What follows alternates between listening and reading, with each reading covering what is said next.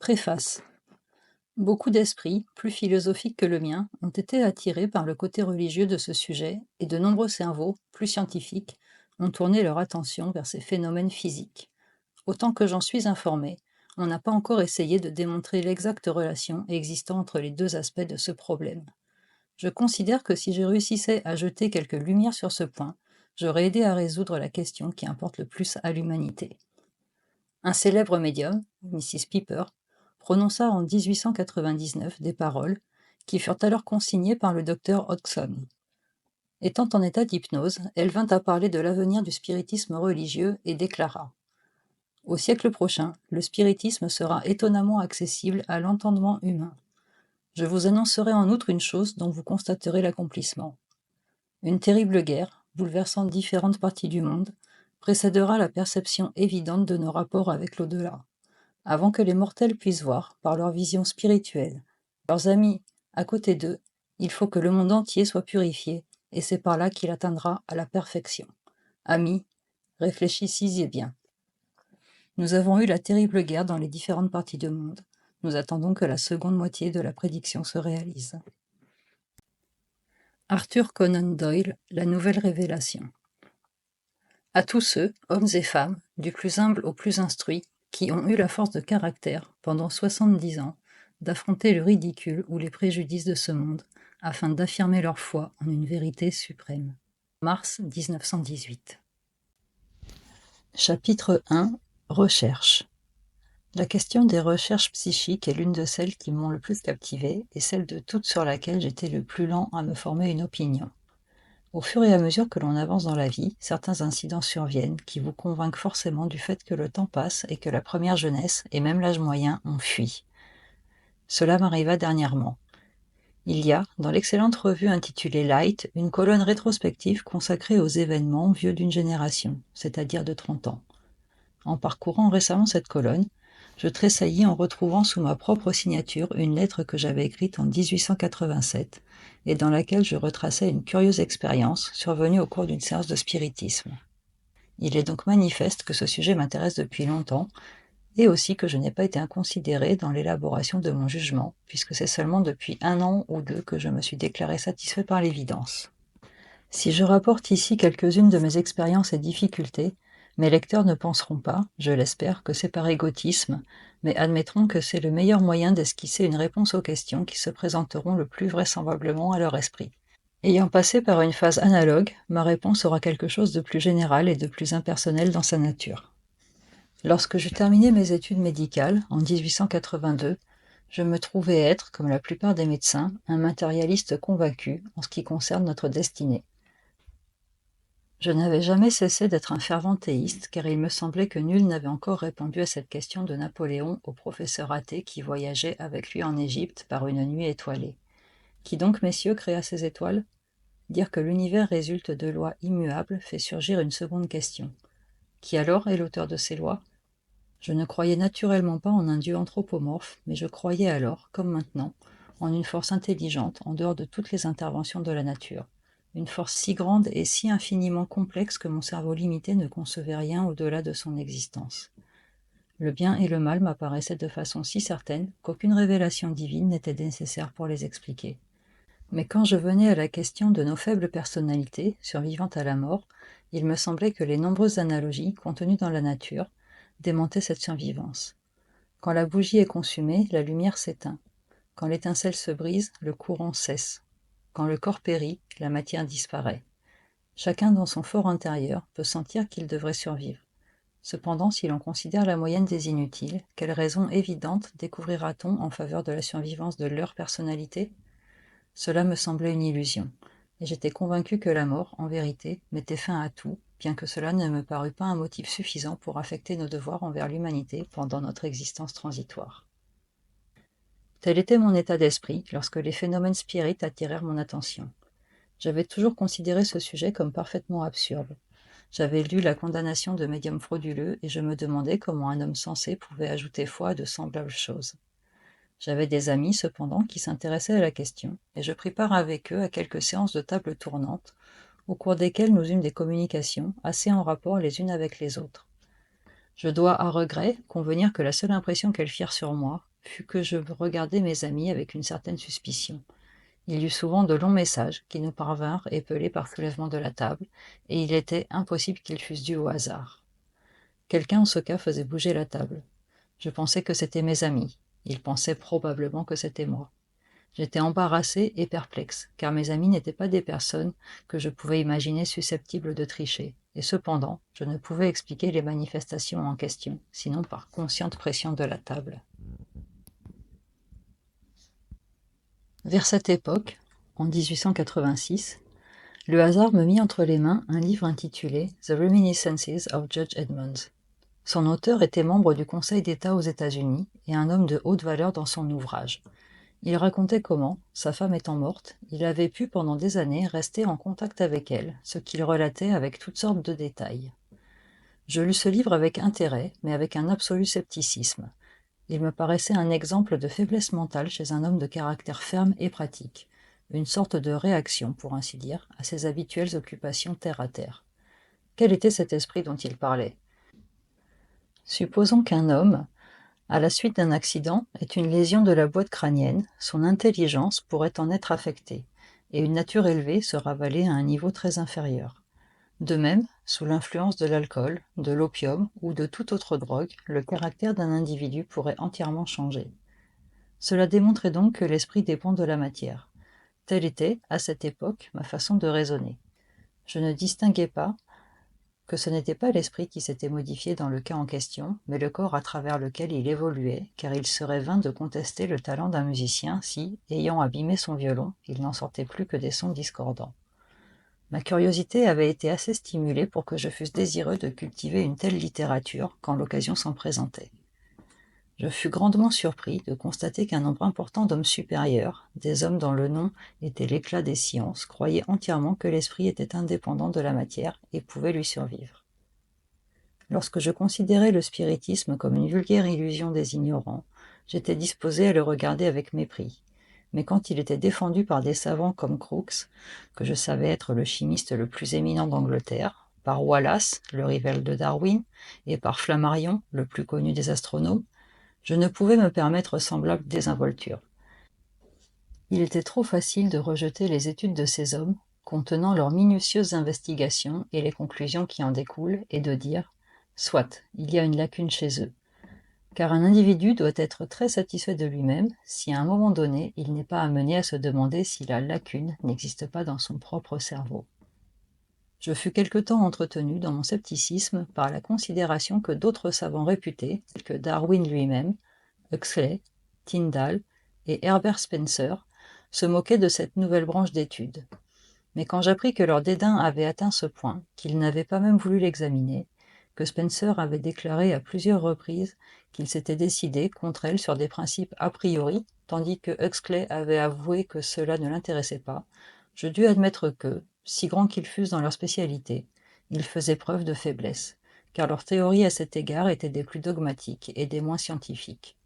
Par contre, selon moi, ceux qui avaient étudié les phénomènes spirites et essayé de dégager les lois qui les régissent avaient suivi la véritable voie de la science et du progrès. La logique de mon raisonnement ébranlait mon scepticisme. Celui-ci fut cependant renforcé par mes propres expériences. Il est bon de rappeler que je travaillais sans médium, ce qui est semblable à un astronome n'usant pas de télescope. Je n'avais pas de puissance psychique par moi-même, et ceux qui collaboraient avec moi n'en avaient guère plus.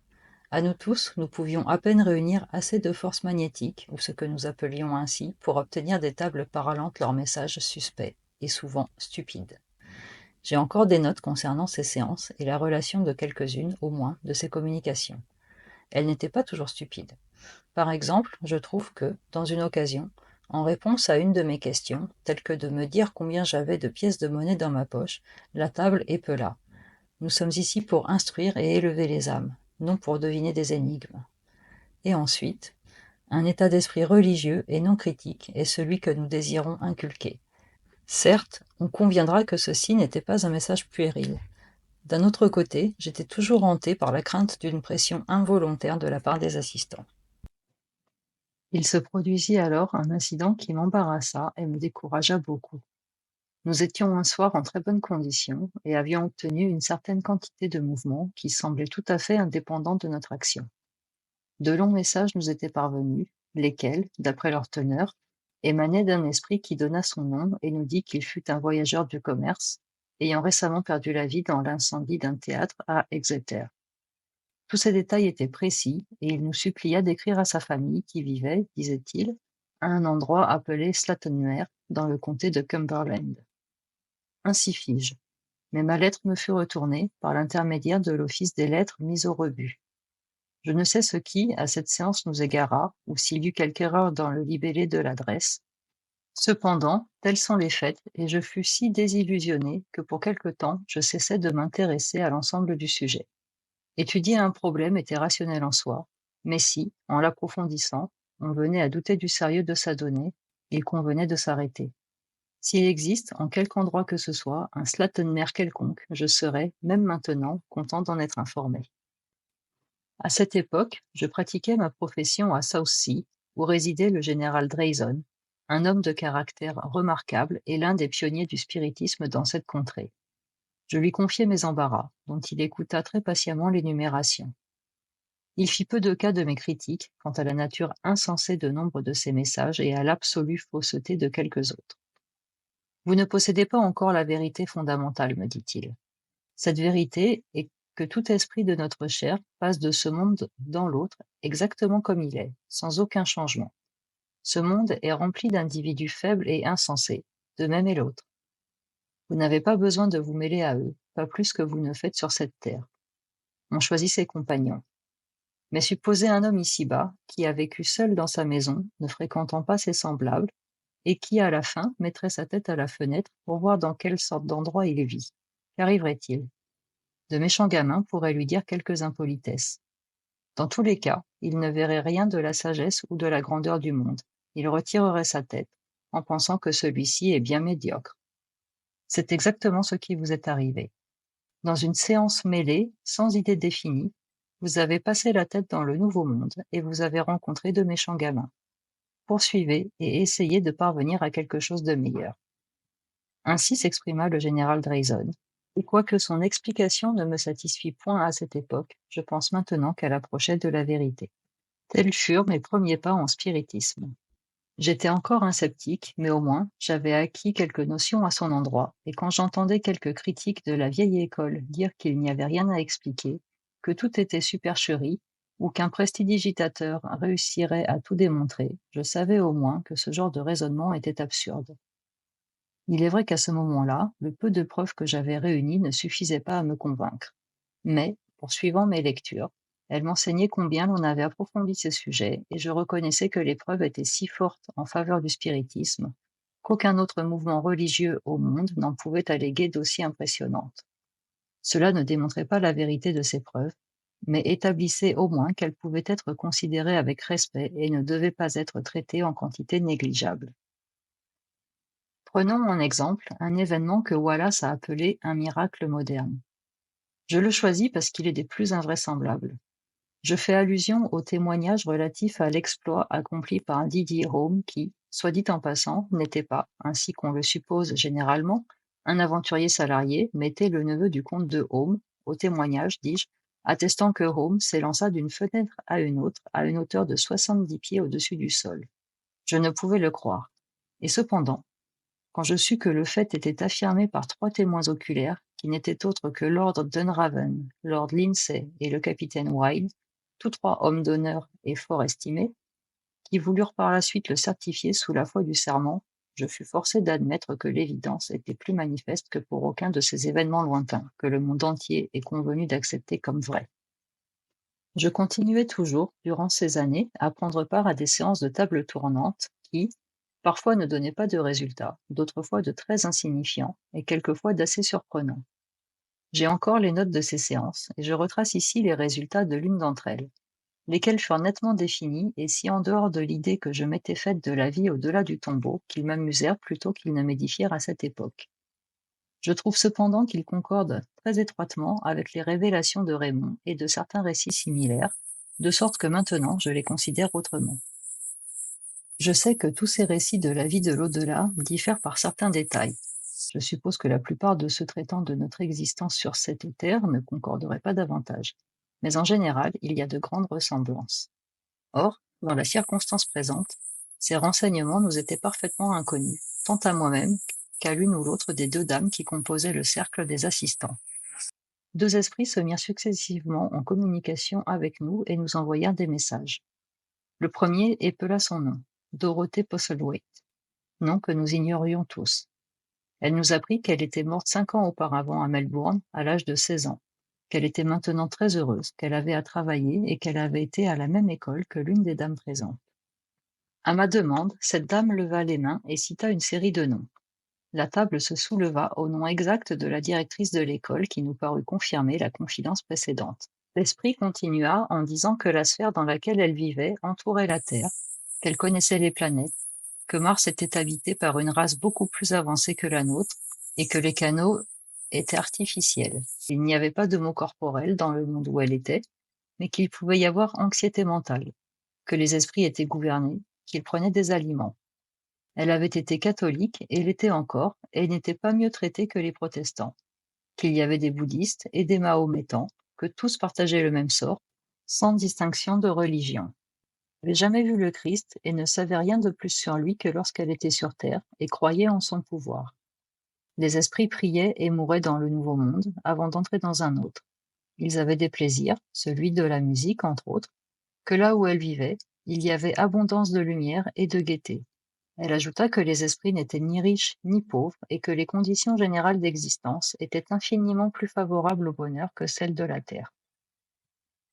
Cette dame nous souhaita le bonsoir, et aussitôt, une influence beaucoup plus énergique s'empara de la table qui se précipita en mouvements violents.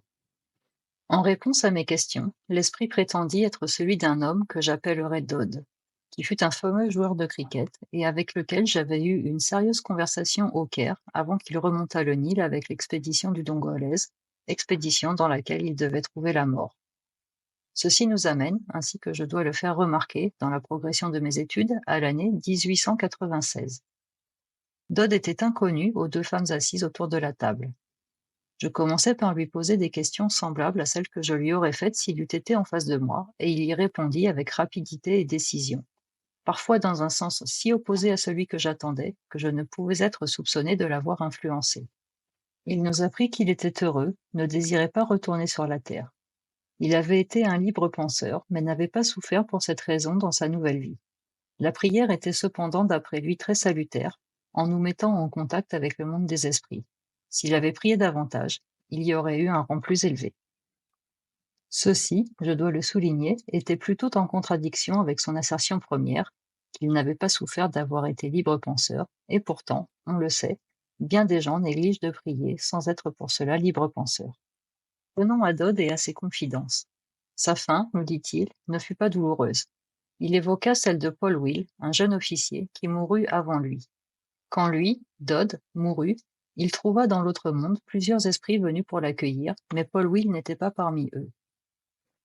Il fut instruit en son temps de la chute de Dongola, mais ne fut pas présent en esprit au banquet du Caire qui suivit. Il me rappela notre conversation du Caire, puis nous confia qu'il avait à travailler, savait plus de choses que lors de sa première existence. Il nous dit encore que la durée de vie dans le Nouveau Monde était plus courte que sur la Terre. Il n'avait pas vu le général Gordon, ni aucun autre fameux esprit. Les esprits vivaient en famille et en communauté. Les époux ne se retrouvaient pas obligatoirement, mais ceux qui s'aimaient pouvaient de nouveau se réunir. J'ai donné le tableau synoptique d'une communication afin de montrer le genre de résultat que nous obtenions, quoique dans le cas présent, ceci soit un spécimen très favorable à la fois en étendue et en cohésion. Il montre que ce n'est pas juste de dire, comme tant de critiques le soutiennent, qu'il ne nous parvient que de folles communications. Il n'y a pas de folie ici, à moins d'appeler ainsi toute chose qui ne s'adapte pas à nos idées préconçues. D'autre part, quelle preuve avions-nous de la vérité de ces révélations? Je n'en voyais pas, et ces révélations me désorientaient. Maintenant, grâce à une plus grande expérience, je constate que le même genre d'informations avait été fourni à de nombreux individus inconnus les uns aux autres et habitant des pays différents. Je pense que la concordance de témoignages constitue, comme dans tous les cas d'enquête, quelque argument en faveur de la vérité. À cette époque, je ne pouvais concilier une telle conception du monde futur avec mon propre système de philosophie, et je la notais simplement en passant. Je continuais mes lectures, remarquant à tout moment quelle multitude de témoins pouvaient être invoqués et combien leurs observations avaient été méticuleuses.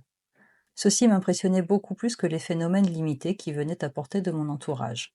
Alors, ou peu après, je lus un ouvrage de M. Jacques Olliot sur les phénomènes occultes aux Indes. Jacques Olliot était président du tribunal de la colonie française de Chandernagore. Il avait une tournure d'esprit très juridique, mais il était plutôt prévenu contre le spiritisme.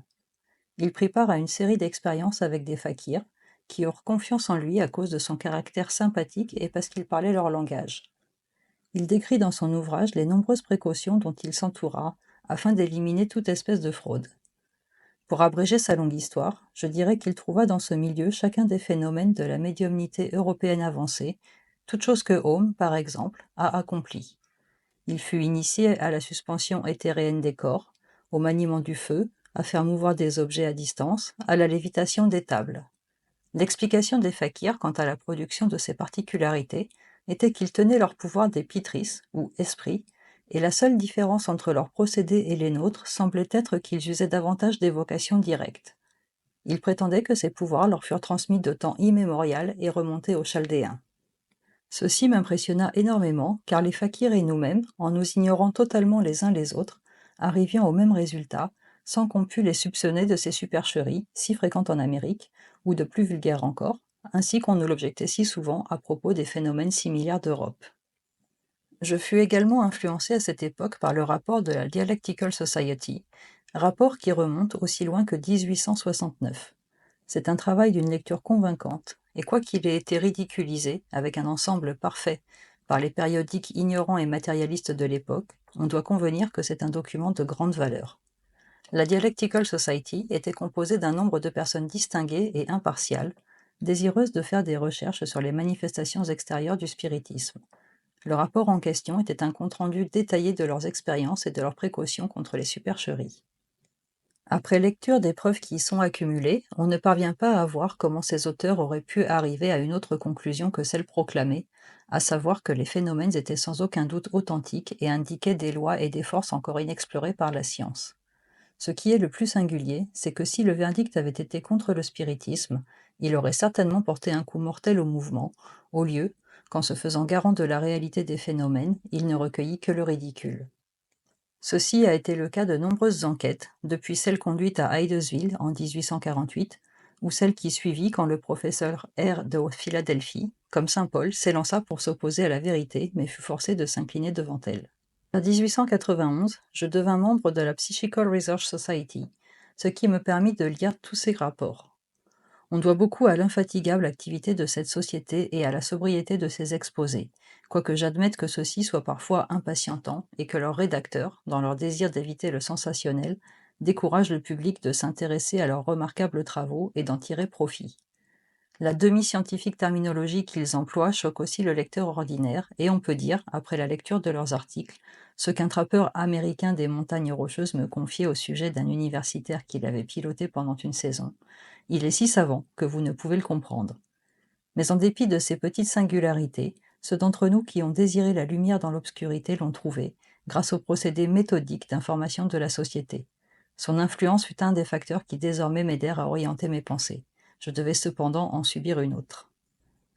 Bien qu'ayant pris connaissance des prodigieuses recherches des grands expérimentateurs, il ne m'était pas encore venu à l'idée d'en recueillir le fruit, et édifiant quelques systèmes qui en eût été le résumé. C'est alors que je lus le monumental ouvrage de Myers, Human Personality, une œuvre dont les racines sont si puissantes qu'il doit en sortir un arbre entier de connaissances. Dans son étude, Myers ne pouvait donner aucune formule qui comprît tous les phénomènes désignés sous le nom de spiritisme.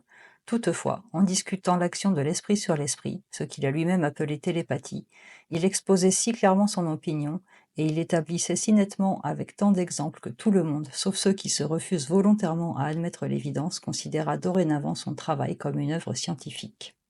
Or, ceci était un pas considérable. Si l'esprit était capable d'agir à distance sur l'esprit, il y avait donc un pouvoir humain tout à fait indépendant de la matière, comme nous l'avions toujours compris. Le terrain se dérobait sous le pied du matérialiste, et mon ancien raisonnement s'effondrait. J'ai dit que la flamme ne peut exister quand la bougie est consumée. mais ici il y avait une flamme très éloignée de la bougie, agissant en toute indépendance. L'analogie n'était par conséquent qu'apparente. Si la pensée, l'esprit, l'intelligence de l'homme pouvaient opérer à distance du corps, c'était donc une chose, jusqu'à un certain point, séparée de ce corps. Pourquoi alors l'esprit n'aurait-il pas existé par lui-même, aussi bien quand le corps avait péri? Non seulement ces manifestations se produisaient à distance, dans le cas de ceux qui étaient morts depuis peu, mais elles revêtaient les apparences mêmes de la personne morte, démontrant que ces manifestations étaient transmises par quelque chose qui était exactement comme le corps, et cependant agissait en dehors de lui et lui survivait. L'enchaînement des preuves, depuis le plus simple cas de lecture de la pensée d'une part, et la manifestation même de l'esprit indépendamment du corps d'autre part, était ininterrompu, chaque phase succédant à l'autre. Et l'ensemble de ces conjonctures me semblait contenir les premiers éléments d'un système scientifique, et classer ce qui avait été une simple collection de faits confus et plus ou moins sans rapport les uns avec les autres. Vers cette même époque, j'eus l'occasion de participer à une intéressante expérience, ayant été désigné avec 2 autres délégués par la Psychical Society pour passer la nuit dans une maison hantée. C'était un cas de poltergeist, esprit malfaisant qui se plaît à des manifestations confuses, difficilement explicables, c'est-à-dire un cas où l'on entendait des bruits et des coups incompréhensibles, rappelant considérablement celui de la famille de John Wesley à Epworth en 1726, ou celui encore de la famille Fox à Hydesville près de Rochester en 1848, lequel motiva des enquêtes qui furent le point de départ du spiritisme moderne. Rien de sensationnel ne marqua notre voyage, qui ne fut cependant pas tout à fait stérile dans ses résultats. La première nuit fut indemne d'incidents, tandis qu'au cours de la seconde, nous perçûmes d'effroyables bruits, semblables à ceux que l'on occasionnerait en frappant une table avec un bâton. Nous nous étions, bien entendu, entourés des précautions les plus élémentaires, et ne pouvions expliquer la provenance de ce vacarme sur le moment. Nous n'aurions pu jurer qu'on ne nous avait pas joué quelque ingénieux mauvais tour. Toutefois, l'affaire en resta là. Quelques années plus tard, cependant, je rencontrai un membre de la famille habitant cette maison, qui m'apprit qu'après notre visite, le d'un enfant, depuis longtemps enterré selon toute probabilité, avait été trouvé dans le jardin. On admettra que ceci était très remarquable. Les maisons hantées sont rares, et celles dans le jardin desquelles sont enfouis des restes humains sont, nous l'espérons, non moins rares. Que ces circonstances exceptionnelles se soient trouvées réunies dans une même maison constitue sûrement quelque argument en faveur de l'authenticité du phénomène. Il est intéressant de rappeler qu'en ce qui concerne la famille Fox, il fut aussi question d'ossements humains et qu'il y eut preuve de meurtre dans la cave, bien qu'aucun crime récent ne fût jamais établi.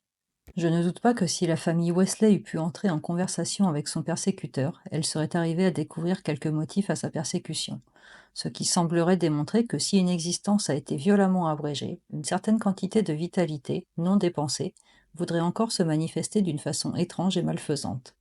Plus tard, j'eus personnellement une autre aventure du même genre, dont on trouvera la relation à la fin de ce récit. Depuis cette période jusqu'à celle de la guerre, je continuai à consacrer les heures de loisir d'une existence très occupée à l'étude attentive de ce sujet. J'assistais, entre autres choses, à une série de séances qui donnèrent de très étonnants résultats, y compris plusieurs matérialisations ou apparitions vues dans une demi-obscurité. Comme le médium fut peu après surpris mystifiant son auditoire, je dus renoncer à considérer ces séances comme probantes. Ce qui me permet d'ajouter, car il faut se mettre en garde contre de trop faciles présomptions, que bien des médiums, comme Eusapia Palladino, ont pu se rendre coupables de tricherie quand leur pouvoir venait à leur manquer, encore qu'à d'autres moments, il n'y ait pas à suspecter l'authenticité de leur talent. La médiumnité, dans ses plus vulgaires manifestations, est un don purement physique, sans aucune relation avec la moralité, qui peut parfois être intermittent et ne pas être contrôlable à volonté. Eusapia fut au moins 2 fois convaincu de grossières et stupides fraudes, au cours de longs examens portant sur toutes les possibilités de preuves, que lui firent subir des comités scientifiques composés des plus éminents spécialistes de France, Italie et Angleterre. Cependant, je préférais retrancher de mes observations tous ceux qui avaient trait à des expériences avec un médium discrédité, car je considère que les phénomènes physiques qui se produisent dans l'obscurité perdent nécessairement de leur valeur s'ils ne sont pas en outre accompagnés de communications probantes. Ceux qui nous critiquent ont l'habitude de prétendre que si l'on renonce au témoignage des médiums suspects, c'est renoncer à la plupart des preuves que nous invoquons. Il s'en faut du tout au tout que l'argument soit exact. Jusqu'à l'époque de l'incident que je viens de relater, je n'avais pas eu de rapport avec un médium professionnel, et cependant, j'avais réuni un certain nombre de preuves. Le plus éminent de tous les médiums, M. Didi Home, accomplit ces phénomènes en plein jour. Il se prêta à toutes les épreuves possibles et ne fut jamais convaincu de supercherie. Il en fut ainsi pour beaucoup d'autres. Il n'est que juste de déclarer, au surplus, que quand un médium public sert de réclame à ceux qui sont à l'affût de ce qui attire l'attention, à des détectives amateurs et à des reporters avides de ce qui est sensationnel, quand il s'occupe d'opérations obscures et décevantes l'obligeant à se défendre, devant des jurys et des juges qui, en règle générale, ne connaissent rien de ce qui influence les manifestations en question, il serait vraiment prodigieux qu'un tel homme se tirât d'affaire sans quelque scandale. Enfin, le système général de rétribuer les expérimentateurs d'après les résultats obtenus, ce qui est le système actuel, est une organisation déplorable. C'est seulement quand le médium professionnel aura des revenus assurés, sans relation avec les effets de ses expériences, que nous éliminerons de façon certaine toute tentation de substituer de prétendus phénomènes à ceux qui font défaut. J'ai maintenant esquissé l'évolution de ma pensée jusqu'à l'époque de la guerre. Je ne crois pas être présomptueux en disant qu'elle fut sagement mûrie et ne montre aucune trace de cette crédulité aveugle que nos adversaires nous reprochent. Mon évolution fut parfaitement circonspecte, car je ne m'arrêtai que trop à jeter dans la balance de la vérité quoi que ce soit qui eût pu m'influencer. J'aurais probablement, sans la guerre, passé ma vie entière en me contentant de faire des recherches psychiques et de porter à ce sujet une sympathie de dilettante, comme lorsqu'il s'agit de questions impersonnelles telles que l'existence de l'Atlantide ou la controverse baconienne. Mais la guerre vint, et cette terrible épreuve ramena nos âmes à la ferveur. Elle revivifia nos propres croyances et en rétablit la valeur.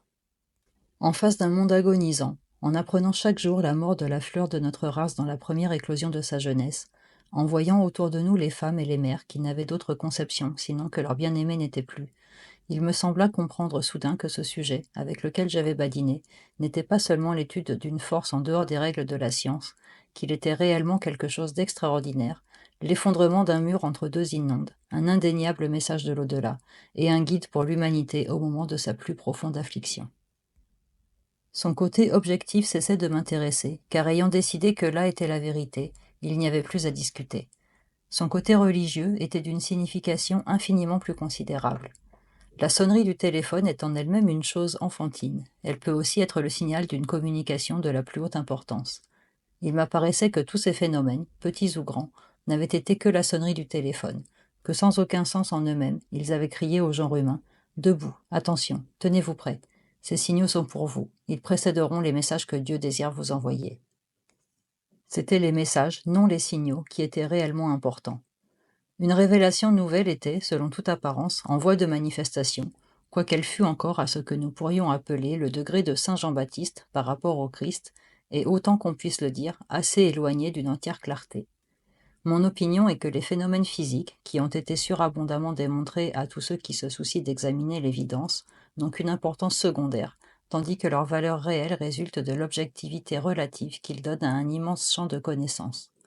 Ce sont ces connaissances qui modifieront nos vues religieuses initiales et doivent, après rationnelle compréhension et assimilation, faire de la réalité une religion, non plus un article de foi, mais une question effective. C'est ce côté de la question que je voudrais maintenant traiter. Toutefois, je dois ajouter à mes précédentes remarques que depuis la guerre, grâce à des occasions exceptionnelles, j'ai été à même de confirmer toutes mes opinions quant à la vérité des faits généraux sur lesquels mes idées sont basées. Ces occasions vinrent de ce qu'une dame qui vivait avec nous, une Miss L.S., se montra douée de la faculté d'écrire automatiquement. De toutes les formes de la médiumnité, celle-ci doit, à mon avis, être prouvée plus rigoureusement qu'aucune autre, car elle se prête très aisément, non pas tant à une déception quelconque qu'à la sienne propre, ce qui est infiniment plus subtil et dangereux. Cette personne écrit-elle elle-même, ou y a-t-il, comme elle l'affirme, un pouvoir qui la dirige, ainsi que le chroniqueur des Israélites, dans la Bible, affirmait l'être ? Dans le cas de Miss L.S., s'il est incontestable que certains messages furent démontrés inexacts, spécialement pour la question de temps, on ne pouvait en tenir compte. D'autre part, le nombre de ceux qui furent reconnus exacts était au-delà de ce qu'aucune conjecture ou coïncidence pouvait expliquer. Par exemple, quand le Lusitania fut coulé et que les journaux du matin annoncèrent qu'autant qu'on en ait été informé, il n'y avait pas de victimes, le médium écrivit aussitôt « C'est terrible, terrible, et cela aura une grande influence sur la guerre. » En effet, ce fut la raison déterminante de l'intervention américaine dans le grand conflit. La communication fut donc exacte en 2 points de vue. Une autre fois encore, Miss L.S. prédit l'arrivée d'un télégramme important, en indiquant la date de sa réception ainsi que le nom de l'expéditeur, la personne de qui on pouvait le moins l'attendre. La réalité de son inspiration n'était pas niable, quoiqu'elle se produisît avec des écarts notoires. C'était comme si nous avions reçu un très bon message à travers un appareil téléphonique très secondaire. Un autre incident qui se passa au début de la guerre est resté fixé dans ma mémoire. Une dame, à laquelle je m'intéressais, mourut dans une certaine ville de province. C'était une maladie chronique et, détail à retenir, on trouva près de sa couche mortuaire de la morphine, ce qui donna prétexte à une enquête judiciaire, terminée par un non-lieu. 8 jours plus tard, j'assistais à une séance avec Mr. Wood-Peters. Après de nombreux propos vagues et inconséquents, il dit soudain: Il y a ici une dame. Elle s'appuie sur une personne plus âgée. Elle persiste à dire morphine. Elle l'a déjà répété 3 fois. Son esprit est obscur. Elle ne le fait pas exprès. Morphine. Ce furent presque exactement ses paroles. La télépathie fut absolument étrangère à cette communication, car je pensais à toute autre chose qu'à la mort de cette dame et ne m'attendais pas à ce message. Le mouvement spirit acquéra au surplus une grande solidité, non seulement par les expériences personnelles, mais aussi grâce à la puissante littérature qui a jailli autour de lui récemment. Celle-ci a produit, cette année même ou peu avant, 5 ouvrages de tout premier ordre, et qui, selon moi, devraient suffire à convaincre tout esprit curieux non prévenu. Je veux parler de Raymond, par le professeur Lodge, Psychical Investigation, par Arthur Hill, Reality of Psychical Phenomena, par le professeur Crawford, Threshold of the Unseen, par le professeur Barrett, et Year of Dionysius, par Gérard Balfour. Avant d'étudier la question d'une nouvelle révélation religieuse et d'expliquer comment elle nous parvint et en quoi elle consiste, je voudrais me permettre une dernière parenthèse. Nos adversaires, croyant nous embarrasser, se sont toujours retranchés derrière 2 sortes de protestations. D'abord que les faits sur lesquels nous nous appuyons sont faux, ce à quoi j'ai déjà répondu. Secondement, que nous abordons un sujet défendu, que nous devons abandonner immédiatement.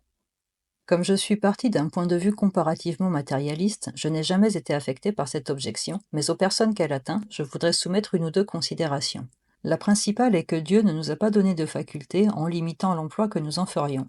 Le fait que nous les possédons est une preuve en elle-même qu'il est de notre strict devoir de les étudier et de les développer. Il est vrai qu'en ceci, comme pour toute autre disposition, nous pourrions commettre des abus si nous perdions notre sens général de la proportion. Je répète que la simple possession de ces facultés est une forte raison pour soutenir qu'il est légitime et même obligatoire d'en faire usage. On doit aussi se rappeler que l'argument de science illicite, renforcé de la citation de textes plus ou moins appropriés, a toujours été invoqué à propos de tout progrès des connaissances humaines. Il fut opposé à l'astronomie nouvelle, et Galilée eut en fait à se rétracter. On s'en servit contre Galvani et l'électricité, contre Darwin, qui aurait très certainement été brûlé s'il eût vécu quelques siècles plus tôt. On a fait semblable objection à Simpson quant à l'emploi du chloroforme pendant les accouchements, sous prétexte que la Bible déclare « Vous enfanterez dans la douleur ». Une allégation si souvent employée et si souvent abandonnée ne peut être considérée très sérieusement. À ceux, cependant, pour qui le point de vue théologique est encore une pierre d'achoppement, je voudrais conseiller la lecture de 2 brochures, écrites l'une et l'autre par des ecclésiastiques. La première est Is Spiritualism of the Devil par le pasteur Fielding Auld, ne coûtant que 20 centimes. L'autre est intitulée Ourself After Death et a pour auteur le pasteur Arthur Chamber. Je peux aussi recommander les écrits du pasteur Charles Tweedale sur ce sujet. J'ajouterai enfin que lorsque je rendis publique pour la première fois ma façon de voir, une des premières lettres de sympathie que je reçus était de feu l'archdiacon Wilberforce. Il y a quelques théologiens qui ne s'opposent pas au spiritisme seulement comme culte, mais vont jusqu'à dire que les phénomènes et les communications viennent des démons, lesquels se substituent à nos morts ou prétendent être de célestes instructeurs. Il est difficile d'admettre que ceux qui expriment de semblables opinions aient jamais eu aucune expérience personnelle des effets consolants et vraiment élevés de ces communications sur ceux qui en bénéficient. Ruskin a déclaré que sa conviction de la vie future lui venait du spiritisme, quoiqu'il ait ajouté, tant soit peu illogiquement et avec ingratitude, que la notion lui en suffisait et qu'il ne désirait pas aller plus loin.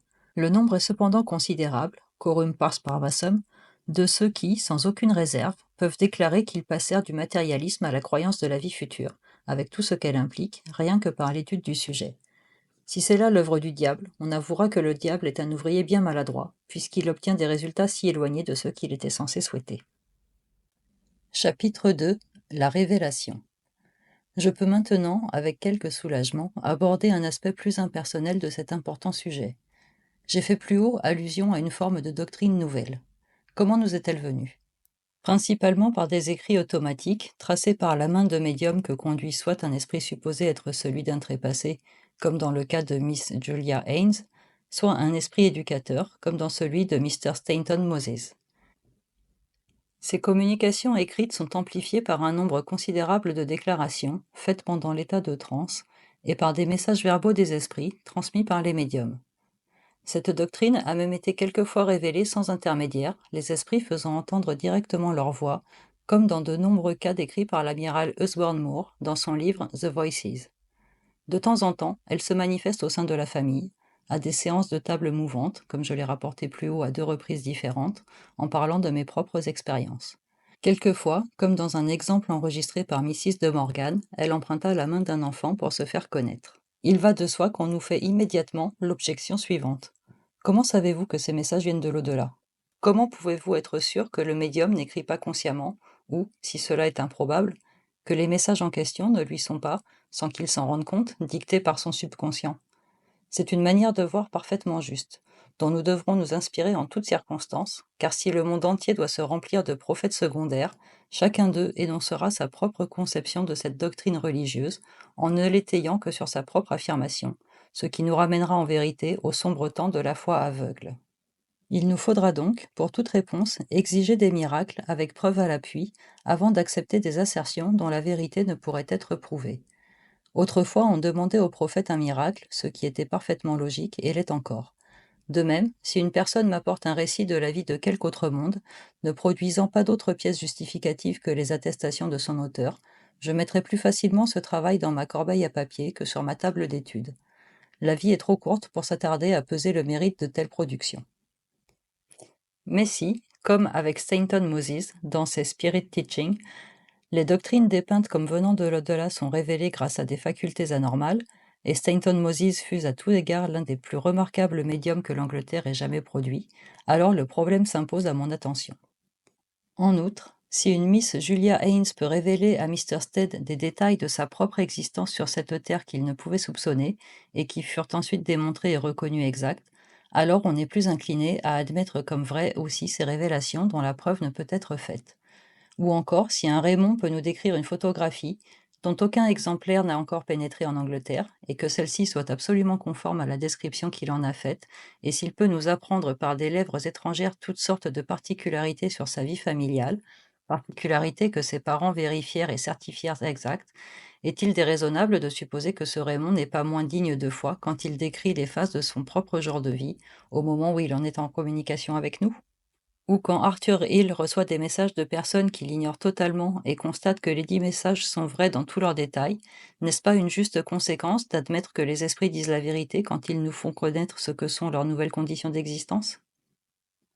Ces cas sont multiples et je n'en mentionne que quelques-uns, mais mon opinion est que l'ensemble de ce système, depuis le phénomène physique le plus ordinaire de table mouvante jusqu'à la plus haute inspiration d'un prophète, est un tout complet, chaque anneau relié au suivant, et que lorsque l'une des extrémités de cette chaîne fut placée à portée de l'humanité, ce fut pour que celle-ci, par un travail assidu et le raisonnement, pressentît la route à suivre à la fin de laquelle l'attendait la révélation.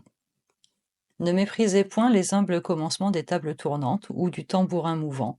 Quoique ces exploits aient pu être simulés, rappelez-vous plutôt que c'est la chute d'une pomme qui a donné naissance à la loi de la pesanteur, que c'est la marmite bouillante qui a engendré la machine à vapeur, que c'est la contraction de la patte d'une grenouille qui nous mit sur la voie des expériences d'où sortit la découverte de l'électricité.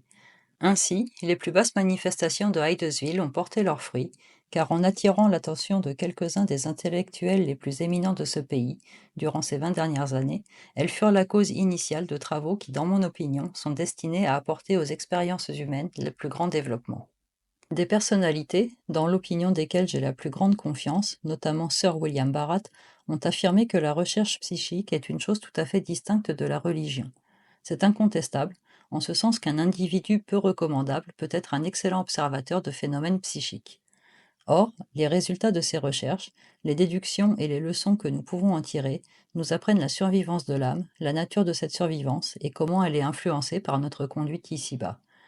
Si ceci est distinct de la religion, je dois avouer que je ne comprends pas très bien la différence. Pour moi, c'est la religion, son essence même. Cela ne veut pourtant pas dire que les résultats en question se cristalliseront nécessairement en une nouvelle religion. C'est en tout cas ce que je souhaite personnellement. Nous sommes sûrement déjà assez partagés dans nos opinions religieuses. Je préférerais voir ce principe essentiel du spiritisme faire l'union des croyances, car il est la seule chose prouvable de toute religion, chrétienne ou non, et former la base commune solide sur laquelle chacun élèvera en admettant qu'elles doivent le faire un système particulier qui en appellera aux différentes mentalités. En effet, les races méridionales aimeront toujours mieux, en opposition avec celles du Nord, ce qui est moins austère, tandis que celles de l'Ouest seront toujours plus critiques que celles de l'Est. On ne peut tout ramener à une croyance uniforme. Toutefois, si les vastes prémices qui nous sont garanties par cet enseignement de l'au-delà sont acceptées, alors l'humanité a fait un grand pas vers la paix religieuse et l'unité. La première question qui se présente à notre esprit est celle-ci. Comment cette influence se substituera-t-elle aux anciennes religions établies et aux différents systèmes philosophiques qui ont influencé la conduite des hommes? Répondons tout d'abord que la révélation nouvelle ne sera fatale qu'à une seule de ces religions, ou un seul de ces systèmes philosophiques, au matérialisme. Je ne dis pas ceci avec une intention hostile contre les matérialistes, qui sont, à mon avis, en tant que corps organisé, aussi sérieux et moraux qu'aucun autre groupement, mais il est manifeste que si l'esprit peut vivre sans la matière, alors le principe même du matérialisme s'évanouit, entraînant l'écroulement des théories qui en découlent. Pour les autres croyances, on est forcé d'admettre que l'acceptation de l'enseignement qui nous vient de l'au-delà modifierait profondément le christianisme conventionnel. Ces modifications, loin d'être en contradiction avec l'esprit du christianisme, seraient plutôt des commentaires et contribueraient à son développement en redressant ces graves malentendus qui ont toujours offensé la raison du penseur et en confirmant de façon absolue le principe de la survivance après la mort, base de toutes les religions. Cet enseignement certifierait les malheureuses conséquences du péché, en montrant que ces conséquences ne seront point éternelles, affirmerait l'existence d'êtres supérieurs, que nous avons appelés des anges, et d'une hiérarchie planant au-dessus de nous, à la tête de laquelle l'Esprit du Christ trouve sa place, dans les hauteurs de l'infini, telle que nous en associons l'idée avec celle que nous nous faisons de la toute-puissance ou de Dieu. Enfin, ce même enseignement confirmerait l'idée du ciel et d'un état momentané de pénitence, correspondant plus au purgatoire qu'à l'enfer. Ainsi, cette nouvelle révélation, dans la plupart de ses points essentiels, n'est pas opposée aux vieilles croyances. Elle serait considérée par les fidèles, réellement fervents de toute religion, plutôt comme une puissante alliée que comme un dangereux ennemi engendré par le diable. Cependant, examinons en quel sens le christianisme pourrait être amené à évoluer par le fait de cette nouvelle révélation. Tout d'abord, je dirais ceci, qui sera évident pour beaucoup, tandis que nombre de personnes le déploreront. Le christianisme doit évoluer ou disparaître. C'est la loi de la vie. Les choses s'adapteront aux circonstances ou disparaîtront. Le christianisme a différé trop longtemps de changer. Il l'a différé jusqu'à ce que les églises soient à moitié vides, jusqu'à ce que ses adeptes se recrutent principalement parmi les femmes, jusqu'à ce que tout à la fois les membres les plus instruits de la communauté comme les plus pauvres, à la ville aussi bien qu'à la campagne, se détachent profondément de lui. Essayons d'en tracer la raison. Cette tendance est manifeste dans toutes les sectes du christianisme et provient, par conséquent, de quelques sérieuses causes communes. Les fidèles s'éloignent parce qu'ils ne peuvent admettre que les faits, ainsi qu'on les leur présente, soient vrais. Leur raison et leur sens de la justice sont également offensés. On ne peut voir en effet de justice dans un sacrifice de substitution, ni dans un Dieu que de telles pratiques peuvent apaiser. Par-dessus tout, beaucoup ne peuvent comprendre la signification d'expressions comme rémission du péché, purification par le sang de l'agneau, etc. Aussi longtemps que la question de la chute de l'homme a pu être acceptée, semblable phrase était explicable. Or, il fut démontré qu'il n'y eut jamais de chute de l'homme. Grâce à nos connaissances de plus en plus étendues, il nous fut possible de reconstituer, degré par degré, l'ascendance ancestrale du type humain et, en passant par l'homme des cavernes et l'homme nomade, de remonter à cette époque ténébreuse et lointaine de l'homme singe, qui lentement devait dépouiller toute animalité et alors, faisant un retour en arrière sur cette longue succession d'existences, qui, nous le savons, se perfectionna de génération en génération, nous ne trouvâmes pas la moindre preuve de chute. Si donc il n'y eut jamais de chute, que devient, en ce cas, la théorie de l'expiation, de la rédemption, du péché originel? En un mot, que reste-t-il de la plus grande partie de la philosophie mystique du christianisme? Même si cette théorie avait été raisonnable en elle-même, quoiqu'elle soit présentement démontrée absurde, elle se serait quand même trouvée en opposition avec les faits. En outre, trop de signification a été donnée à la mort du Christ. Ce n'est pas une chose extraordinaire en soi que de mourir pour une idée. Toutes les religions ont eu leurs martyrs, des hommes meurent continuellement pour leurs convictions, des milliers de nos jeunes gens l'ont fait en France. C'est pourquoi la mort du Christ, sublime comme elle l'est dans le récit de l'Évangile, paraît assumer une prédominance injustifiée, puisque cela n'est pas un phénomène unique qu'un homme se sacrifie en poursuivant une réforme.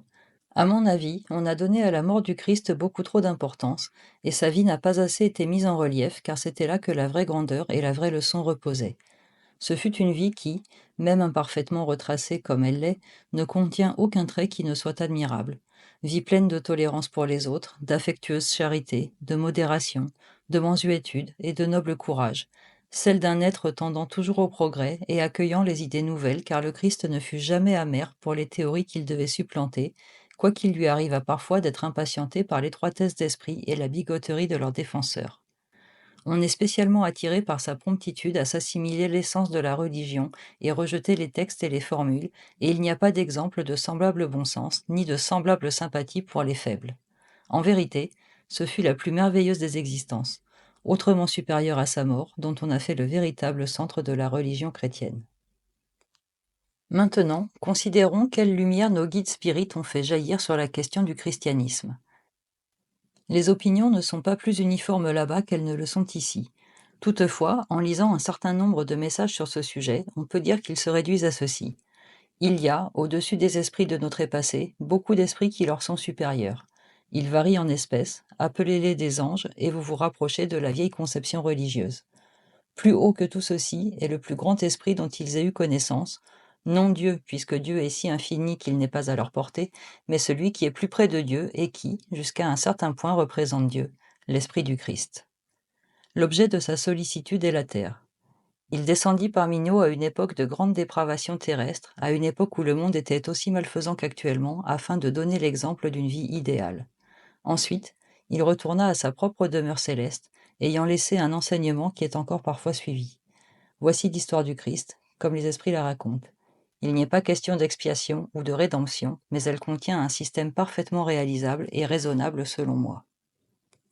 Si une telle conception du christianisme était généralement acceptée et si elle était corroborée par l'assurance et les démonstrations de la nouvelle révélation qui nous viennent de l'autre monde, alors nous aurions une croyance qui grouperait toutes les confessions, qui pourrait se mettre d'accord avec la science, qui défierait toutes les attaques et qui pourrait soutenir la foi chrétienne pour un temps indéfini. La raison et la foi seraient au moins réconciliées, un cauchemar serait banni de nos pensées et la paix spirituelle rayonnerait. Je ne vois pas ces résultats s'implantant comme une conquête rapide ou une révolution violente, mais plutôt à la manière d'une pénétration pacifique, comme certaines idées, telles que celle d'un enfer éternel, se sont déjà doucement effacées de notre propre vivant. Cependant, c'est quand l'âme humaine est labourée et déchirée par la souffrance que les éléments de la vérité doivent être semés, afin que quelques moissons spirituelles croissent sûrement pendant les jours qui nous restent à vivre. Quand je lis le Nouveau Testament avec la connaissance que j'ai du spiritisme, je demeure profondément convaincu que les enseignements du Christ furent, à plusieurs importants points de vue, perdus par l'Église primitive et ne nous sont point parvenus. Toutes ces allusions à une conquête sur la mort n'ont, me semble-t-il, que peu de rapport avec la philosophie chrétienne actuelle. Au lieu que pour ceux qui ont vu, quoique faiblement, à travers le voile, et touché, quoique légèrement, les mains tendues de l'au-delà, pour cela, la mort, en vérité, a été conquise. Quand il est fait mention de ces phénomènes qui nous sont si familiers, tels que les lévitations, les langues de feu, les talents spirituels, en un mot l'accomplissement des miracles, comprenons que l'essence même de leur signification, la continuité de la vie et la communication avec les morts, était plus que certainement connue. Nous sommes frappés en lisant que, ici, il n'accomplit pas de miracle car le peuple n'avait pas la foi. Ceci ne s'accorde-t-il pas parfaitement avec la loi psychique que nous connaissons ? Ou quand le Christ, étant touché par la femme malade, dit « Qui m'a touché ? Beaucoup de vertu est sortie de moi ». Pouvait-il plus clairement exprimer ce qu'un médium guérisseur dirait maintenant, excepté qu'il emploierait le mot de pouvoir au lieu de vertu ? Et quand encore nous lisons « Éprouver les esprits pour savoir s'ils viennent de Dieu », n'est-ce pas l'avis même que l'on donnerait maintenant aux novices assistant à des expériences ? Cette question est trop vaste pour que je ne fasse que l'effleurer, mais je crois que ce sujet que les églises chrétiennes les plus rigoristes attaquent maintenant si amèrement est réellement l'enseignement essentiel du christianisme lui-même. À ceux qui voudraient aller plus loin dans cet ordre d'idées, je recommande la lecture de Jésus of Nazareth par le docteur Abraham Wallace, si toutefois l'édition de cet intéressant petit ouvrage n'est pas épuisée. Son auteur démontre, de la manière la plus convaincante, que les miracles du Christ étaient tous à la portée des pouvoirs de la loi psychique, comme nous la comprenons maintenant, et se conformaient aux idées exactes d'une telle loi, même dans les plus infimes détails. 2 exemples ont déjà été cités. Beaucoup sont, en outre, expliqués dans ce petit opuscule. Ce qui m'a convaincu de la vérité de sa thèse fut que l'histoire de la matérialisation des 2 prophètes sur la montagne était extraordinairement exacte si on la jugeait d'après les principes psychiques. Il y a d'abord cette circonstance que le choix porta sur Pierre, Jacques et Jean, qui formaient le cercle psychique, quand le mort fut rappelé à la vie et étaient probablement les plus impressionnables du groupe. Puis il y eut le choix de l'air pur de la montagne, les vêtements resplendissants, le nuage, les paroles «Construisons 3 tabernacles», que l'on peut aussi bien lire «Construisons 3 tentes», c'est-à-dire le moyen idéal de produire les apparitions par la concentration des pouvoirs psychiques. Tout ceci constitue une théorie très consistante de la similitude des procédés. Pour le reste, la réunion des dons que saint Paul nous donne comme étant nécessaires aux disciples chrétiens est la même que celle qu'un médium puissant doit posséder, comprenant les facultés de prophétiser, guérir, exécuter des miracles ou phénomènes psychiques, clairvoyance et autres. L'Église chrétienne primitive fut saturée de spiritisme et ne semble pas avoir fait attention à ces interdictions du Vieux Testament, qui étaient de garder ses prérogatives seulement pour l'usage et le profit du clergé. Chapitre 3. La vie future.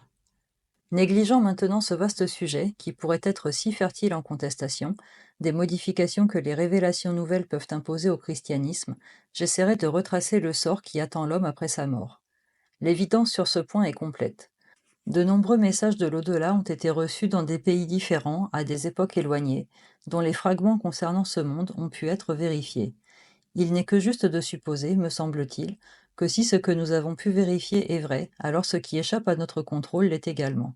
Quant au surplus, nous trouvons une très grande conformité entre les messages et une non moins grande concordance dans les détails, lesquels n'ont pas le moindre rapport avec aucun système philosophique préexistant, alors je considère que la présomption de vérité est très forte. Il serait absurde d'admettre que 15 ou 20 messages de diverses sources que j'ai personnellement recueillis, qui sont tous similaires, seraient cependant tous faux. De même qu'il serait stupide de supposer que les esprits diraient la vérité en parlant de notre monde et mentiraient en parlant du leur. Je reçus dernièrement, dans la même semaine, 2 descriptions de notre future existence, l'une par l'intermédiaire d'un proche parent d'un haut prélat, tandis que l'autre me vint par la femme d'un simple mécanicien écossais. Ces 2 personnes ne se connaissaient nullement, et cependant leurs récits se ressemblent, au point d'être pratiquement identiques. Voir document 2. Les messages, de façon générale, paraissent infiniment rassurants, soit que nous considérions notre propre destinée, soit celle de nos amis. Tous les trépassés sont d'accord pour déclarer que le passage dans l'autre monde est à la fois facile et sans souffrance, et suivi d'une profonde réaction de paix et de bien-être. L'individu se retrouve dans un corps spirituel, absolument semblable au précédent, sauf que toutes ses maladies, faiblesses ou difformités l'ont quitté. Ce corps attend ou flotte à côté de l'ancien corps et est à la fois conscient de celui-ci et des personnes environnantes. À ce moment, le mort est plus près de la matière qu'il ne le sera désormais, et de là, il s'ensuit que c'est à ce moment que la plupart des manifestations spirites se produisent, quand les pensées du mort s'étant dirigées vers une personne éloignée, le corps spirituel suit ses pensées et apparaît à la personne en question. Sur une quantité de quelque 250 cas, soigneusement consignés par Mr. Gurney, 134 de ces apparitions se produisirent à ce moment même de dissolution, c'est-à-dire quand le nouveau corps spirituel, d'après ce que nous savons, est assez matériel pour être plus visible à l'œil d'un ami qu'il ne le deviendra plus tard. Ces apparitions, cependant, sont très rares en comparaison du nombre total des morts. Je peux expliquer la plupart de ces abstentions en disant que le mort est trop occupé par ses étonnantes expériences particulières pour penser aux vivants. Il constate bientôt, à sa grande surprise, que quels que soient ses efforts pour communiquer avec les vivants, sa voix et son toucher céleste sont l'un et l'autre incapables de faire aucune impression sur les organes humains qui ne sont à l'unisson qu'avec des sens plus grossiers. C'est un sujet qui ouvre un vaste champ aux spéculations philosophiques. Une plus complète connaissance des rayons lumineux qui émanent du spectre ou de ces sons dont nous pouvons prouver l'existence par les vibrations d'un diaphragme, car ils sont trop ténus pour l'oreille des mortels, ne nous apportera pas de connaissances psychiques plus étendues. Laissant ceci de côté, nous suivrons les destinées de l'esprit qui s'en va. Il sait maintenant qu'il y a dans sa chambre d'autres êtres que les vivants qui étaient à ses côtés, et parmi ceux-là, qui lui semblent aussi substantiels que ceux-ci, des figures familières lui apparaissent. Il sent les étreintes et les baisers de ceux qu'il a aimés et perdus. Alors, en leur compagnie, avec leur aide, et guidé par ces êtres radieux qui l'attendaient, il s'envole, à sa grande surprise, malgré tous les obstacles matériels, et s'élance vers sa nouvelle vie. Ceci est un exposé très catégorique et répété avec une telle persistance que celle-ci engage à la croyance. Cette théorie s'écarte déjà insensiblement de l'ancienne théologie. L'esprit n'est pas un ange glorieux ou un réprouvé, c'est l'individu lui-même, avec tout ce qu'il comporte de force et de faiblesse, de sagesse et de folie, exactement comme il a conservé son apparence mortelle. Après une épreuve aussi prodigieuse, il ne serait pas étonnant que les plus frivoles et les plus insensés fussent transformés, mais une telle impression s'émoussera vite. L'ancien naturel se réaffirmera dans le nouveau milieu, et les esprits frivoles survivront encore, ainsi que certains résultats de nos séances peuvent l'attester. Ensuite, avant d'entrer dans sa nouvelle vie, l'esprit passe par une période d'inconscience qui varie dans son étendue, parfois si minime qu'elle existe à peine, d'autres fois pouvant être de plusieurs semaines ou mois. Raymond avoua que la sienne dura 6 jours. Dans un cas qui me fut personnellement révélé, le fait me fut confirmé. Mr. Myers, d'autre part, raconte qu'il resta un certain temps dans un état d'insensibilité. J'imagine que la durée doit être en proportion de la somme de troubles ou de préoccupations mentales de cette vie. Un repos prolongé sera le meilleur moyen d'en effacer les traces, un petit enfant n'en aurait probablement aucun besoin. Ce dernier argument est une pure supposition, mais il y a un nombre considérable de témoignages quant à une période d'oubli succédant à la toute première impression de l'au-delà et précédant la nouvelle existence. Lorsque l'esprit s'éveille de son sommeil, il est faible comme l'enfant qui vient de naître. Bientôt, cependant, la force revient et la nouvelle vie commence. Ceci nous amène à la considération du ciel et de l'enfer. L'idée de l'enfer, puis-je dire, s'est évanouie en entier, comme elle a depuis longtemps disparu des pensées de tout individu raisonnable. Cette odieuse conception, si blasphématoire pour le Créateur, est née de l'exagération de la phaséologie orientale et peut avoir été de circonstance à une époque primitive, quand les hommes étaient effrayés par le feu comme les bêtes sauvages sont effrayées par les voyageurs. L'enfer, en tant que création permanente, n'existe pas. Cependant, le concept de la punition, d'une expiation, du purgatoire en un mot, est confirmé par les récits de l'autre monde. Sans une telle conséquence, il n'y aurait pas de justice dans l'univers, car il serait impossible d'imaginer que le sort d'un Raspoutine serait le même que celui d'un père Damien. Le châtiment est certain et très sérieux. Sous sa forme la moins sévère, il consiste dans la relégation des âmes plus viles dans des sphères inférieures. Ces âmes n'ignorent point que ce sont leurs mauvaises actions qui en sont cause, mais elles ont l'espoir que l'expiation et l'aide de ceux qui sont au-dessus d'elles les instruiront et les mettront au même niveau que les autres. Les esprits les plus élevés se dévouent à cette œuvre de salut.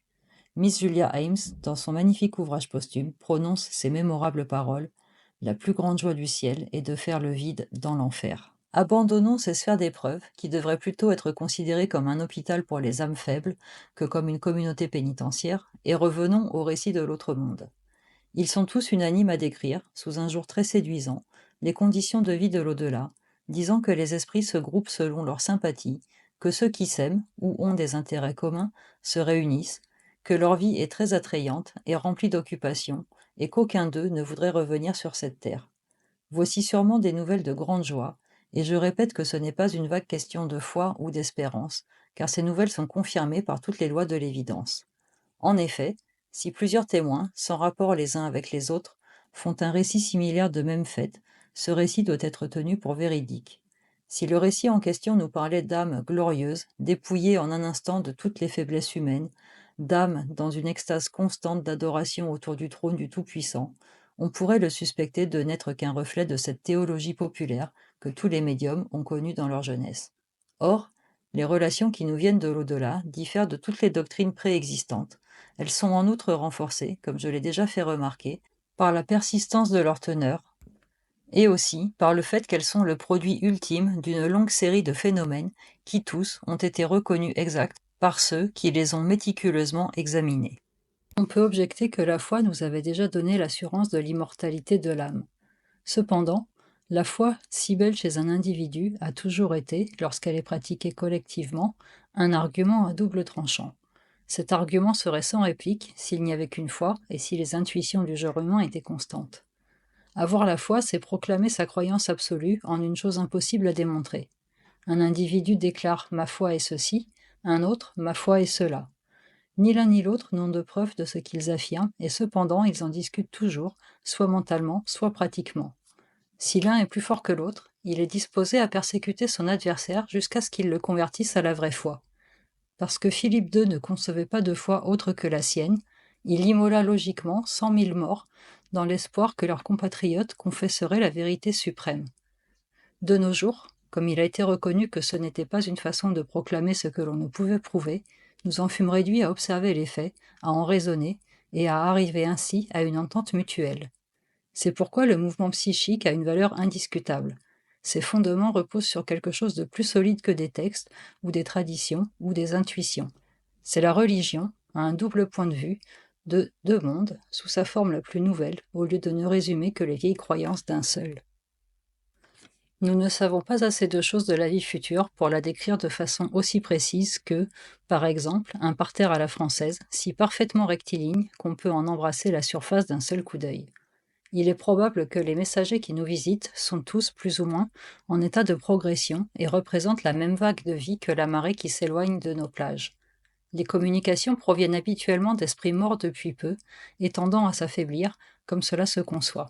Il est instructif à ce propos de rappeler que, d'après la tradition, les apparitions du Christ à ses disciples ou à Paul se produisirent peu d'années après sa mort et que les premiers chrétiens ne prétendent nullement l'avoir vu plus tard. Les cas, donnant toute preuve d'authenticité, où des esprits morts depuis longtemps se mirent en contact avec nous, ne sont pas nombreux. Il y en a un très intéressant dans la vie de Mr. Dawson Roger, c'est celui d'un esprit qui prétendit se nommer Menton, être né à Lawrence Lydiard, puis avoir été enterré à Stoke Newington en 1677. Il fut clairement démontré depuis qu'un homme de ce nom vécut et fut chapelain d'Olivier Cromwell. Autant que mes lectures me permettent de le constater, c'est le plus ancien esprit dont on ait signalé le retour. Ainsi que je l'ai déjà dit, ceux qui reviennent sont généralement morts depuis moins longtemps. Il résulte de là que ce que nous avons obtenu ne date que d'une génération, ou à peu près, et n'a pas une valeur d'ensemble, mais seulement partielle. Les esprits voient les choses sous un jour différent, suivant leur progression dans l'autre monde, cela ressort des confidences de Miss Julia Ames. Accueillie au seuil de l'autre monde par de nouveaux arrivants comme elle fut d'abord frappée par la nécessité d'instituer un bureau de communication. Mais 15 ans plus tard, elle reconnut qu'en général, pas un esprit sur 1 million ne désirait correspondre avec les vivants depuis que leurs amis les avaient rejoints. Sans doute, tous ces récits ne sont que fragmentaires. Cependant, tels qu'ils sont, ils sont très substantiels et extraordinairement intéressants puisque référents à notre destinée. Tous les esprits sont d'accord pour déclarer que la vie dans l'autre monde est de courte durée et qu'ils traverseront successivement plusieurs phases d'évolution, entre lesquelles il y a apparemment plus de liens qu'entre nous et l'au-delà. Les esprits inférieurs ne peuvent s'élever, mais le contraire est possible. La vie future présente d'étroits rapprochements avec celle de ce monde. Elle est cependant bien davantage une vie spirituelle que corporelle, d'où sont bannies les préoccupations matérielles de nourriture, argent, sensualité, souffrance, etc. Tandis que les arts, la musique, tout ce qui est du domaine intellectuel et scientifique y est cultivé. Les êtres sont habillés, comme on peut le supposer, car il n'y a aucune raison de renoncer à la décence sous de nouvelles apparences. Celles-ci sont d'ailleurs la reproduction des formes humaines perfectionnées, les jeunes gens arrivant à maturité et les vieillards recouvrant la jeunesse. La vie est organisée par communauté, d'après les attractions mutuelles des uns et des autres, l'esprit masculin trouvant sa véritable compagne, quoiqu'il n'y ait pas de sexualité au sens vulgaire du mot, et, par conséquent, pas d'enfantement. Les relations demeurant toujours les mêmes, ceux qui sont arrivés à un certain degré de développement s'y maintiennent. On peut donc supposer que les nations sont toujours aussi rigoureusement divisées, ce qui n'est pas la conséquence de la diversité des langages, la pensée étant le seul moyen d'être en contact. L'étroitesse des rapports entre des âmes qui sympathisèrent est démontrée par la façon dont Myers, Gurney et Roden Noel, tous amis et collaborateurs sur cette terre, communiquèrent avec Mrs. Roland, à qui ils étaient parfaitement étrangers et, cependant, chaque message était bien caractéristique pour ceux qui connurent ces esprits de leur vivant. Cette étroitesse de relation est également affirmée par le cas des professeurs Verral et Butcher, deux savants grecs, qui édifièrent ensemble ce qu'ils appellent le problème grec, Mr. Gerald Balfour, analysant leur travail dans The Year of Dionysus, conclut avec toute l'autorité dont il jouit qu'un tel résultat ne pouvait être obtenu que par eux, Verral et Butcher, et personne d'autre. On doit remarquer, en passant, que ces divers exemples montrent clairement ou que les esprits ont à leur disposition de nombreuses archives, ou que leurs facultés sont développées au point de les rendre omniscients. Aucun humain ne serait capable de faire autant de citations exactes que les esprits dont les communications sont reproduites dans The Year of Dionysius. Voici, grossièrement esquissée, la vie de l'au-delà dans ses plus simples manifestations, car tout n'y est pas simple, et nous avons de faibles lueurs quant à des cercles inférieurs infinis, descendant dans les ténèbres, et à des cercles supérieurs infinis, montant dans la gloire, tous progressifs, essentiels et intensément vivaces. Selon nos enseignements, aucune religion terrestre n'a de prépondérance sur une autre, tandis que les qualités individuelles et la perfectibilité y jouissent de grands avantages. Il y a aussi concordance dans les louanges décernées aux religions inculquant la prière, l'élévation des cœurs et le mépris des choses terrestres. À ce point de vue, et non à un autre, comme secours spirituel, il est certain que toute forme de religion est d'une utilité indéniable. Si faire tourner un cylindre de cuivre oblige le Tibétain à admettre qu'il y a quelque chose au-dessus de ces montagnes et de plus précieux que ces buffles, cela n'est pas moins excellent. Nous ne devons pas être très sévères dans nos jugements sur de tels sujets. Il y a une autre question digne d'être examinée ici, car elle est très surprenante, et par là même s'impose à notre attention. C'est la constante affirmation de l'au-delà que les nouveaux venus ne savent pas qu'ils sont morts et qu'un certain temps parfois assez long s'écoulera avant qu'ils s'en rendent compte. Tous conviennent que cet état de perplexité est nuisible et retarde leur progression. Une certaine connaissance de cette vérité primordiale, dès ce bas monde, serait la seule façon d'obvier aux effets de cette période d'angoisse dans l'autre. Il n'est pas étonnant que les esprits regardent leur nouvelle sensation comme un rêve étrange, en constatant combien ce qui les environne diffère des enseignements religieux ou scientifiques qui leur furent prodigués. Plus leurs opinions furent rigidement orthodoxes, plus il leur est difficile de s'adapter à leur nouveau milieu, avec tout ce qu'il implique. Pour cette raison, et quelques autres encore, cette nouvelle révélation est une chose très nécessaire à l'humanité.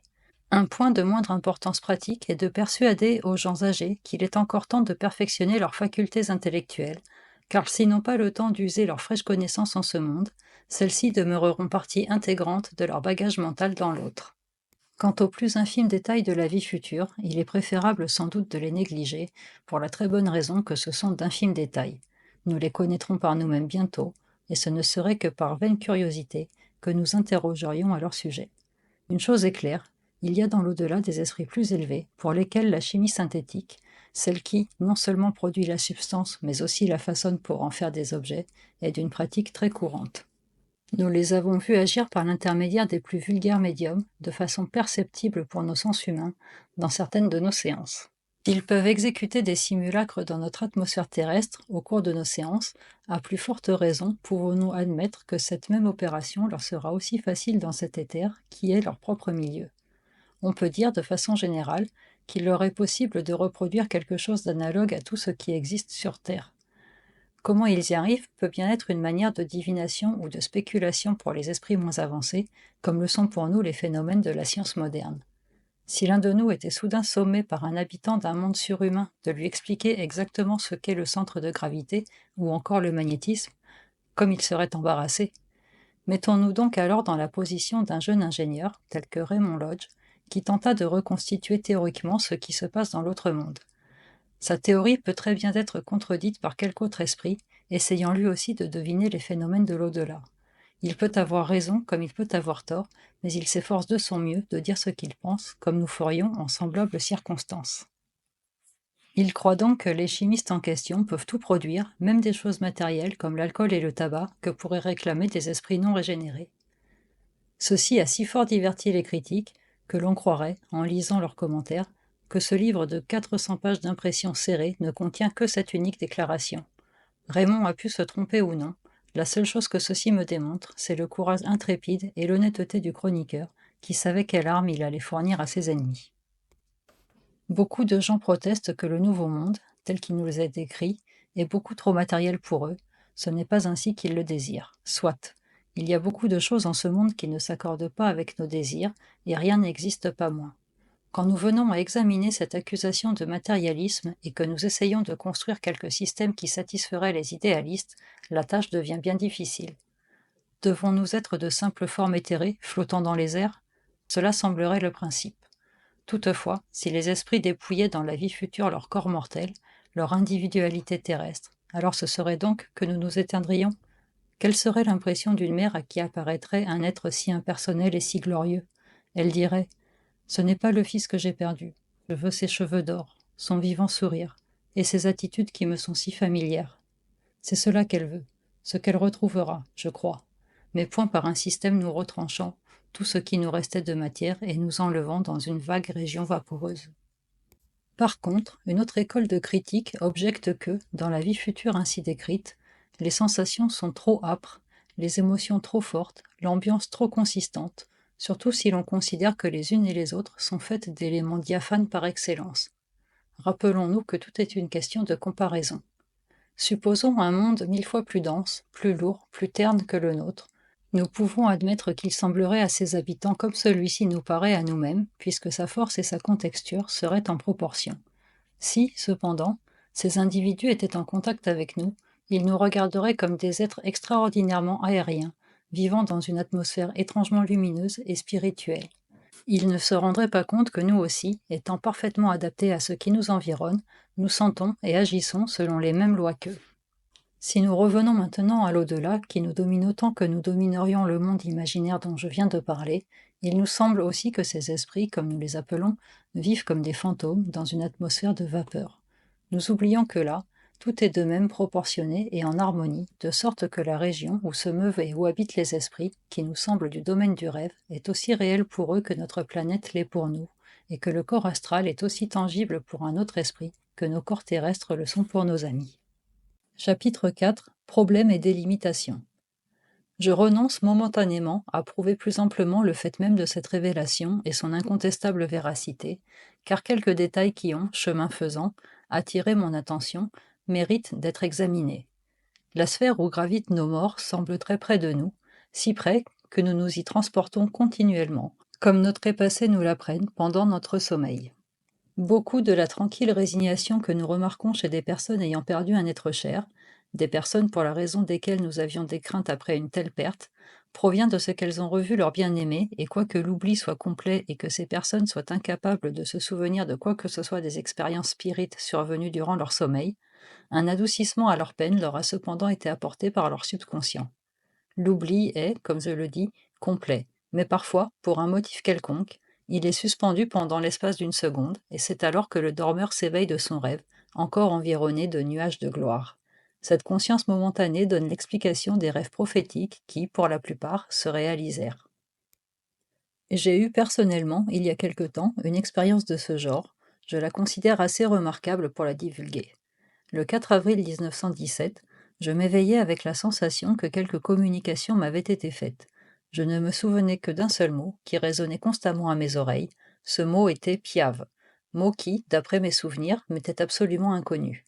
Soupçonnant qu'il désignait un pays quelconque, mon premier soin fut de consulter l'index d'un atlas. Je constatai qu'il y avait, en Italie, une rivière de ce nom, à quelques 40 miles derrière le front des opérations italiennes, lesquelles, à cette époque, se poursuivaient victorieusement. Je ne pouvais concevoir chose plus invraisemblable que le recul du front italien jusqu'à la Piave, et ne m'imaginais pas davantage quel événement militaire pourrait se produire à un tel endroit. Néanmoins, je fus si impressionné que je pris note de mon rêve, et voulant lui donner la valeur d'un document, je le fis signer, après l'avoir daté, par 2 témoins, ma femme et mon secrétaire. Or, fait historique, 6 mois plus tard, toute la ligne italienne fut brisée, et après s'être reportée sur plusieurs positions successives, elle s'arrêta sur ce cours d'eau, qui était décrit par tous les critiques militaires comme un point stratégique de la plus haute importance. Au moment où je trace ces lignes, 20 février 1918, la référence à ce nom s'est pleinement justifiée, et je présume que c'est quelque ami de l'au-delà qui me donnait un avertissement d'événements à venir. Bien des gens, invoquant le grotesque, la monstruosité, l'inconvenance de nos rêves, et, partant, leur impossibilité d'avoir une source élevée, s'indignent contre la théorie d'après laquelle nous serions grâce à eux en contact avec les esprits de nos trépassés. Sur ce point, j'ai une façon de voir qui mérite peut-être d'être discutée. Je considère qu'il n'y a que 2 sortes de rêves et pas davantage. Ceux qui résultent des expériences des esprits assoupis et les manifestations confuses des plus basses facultés de notre corps quand l'esprit est absent.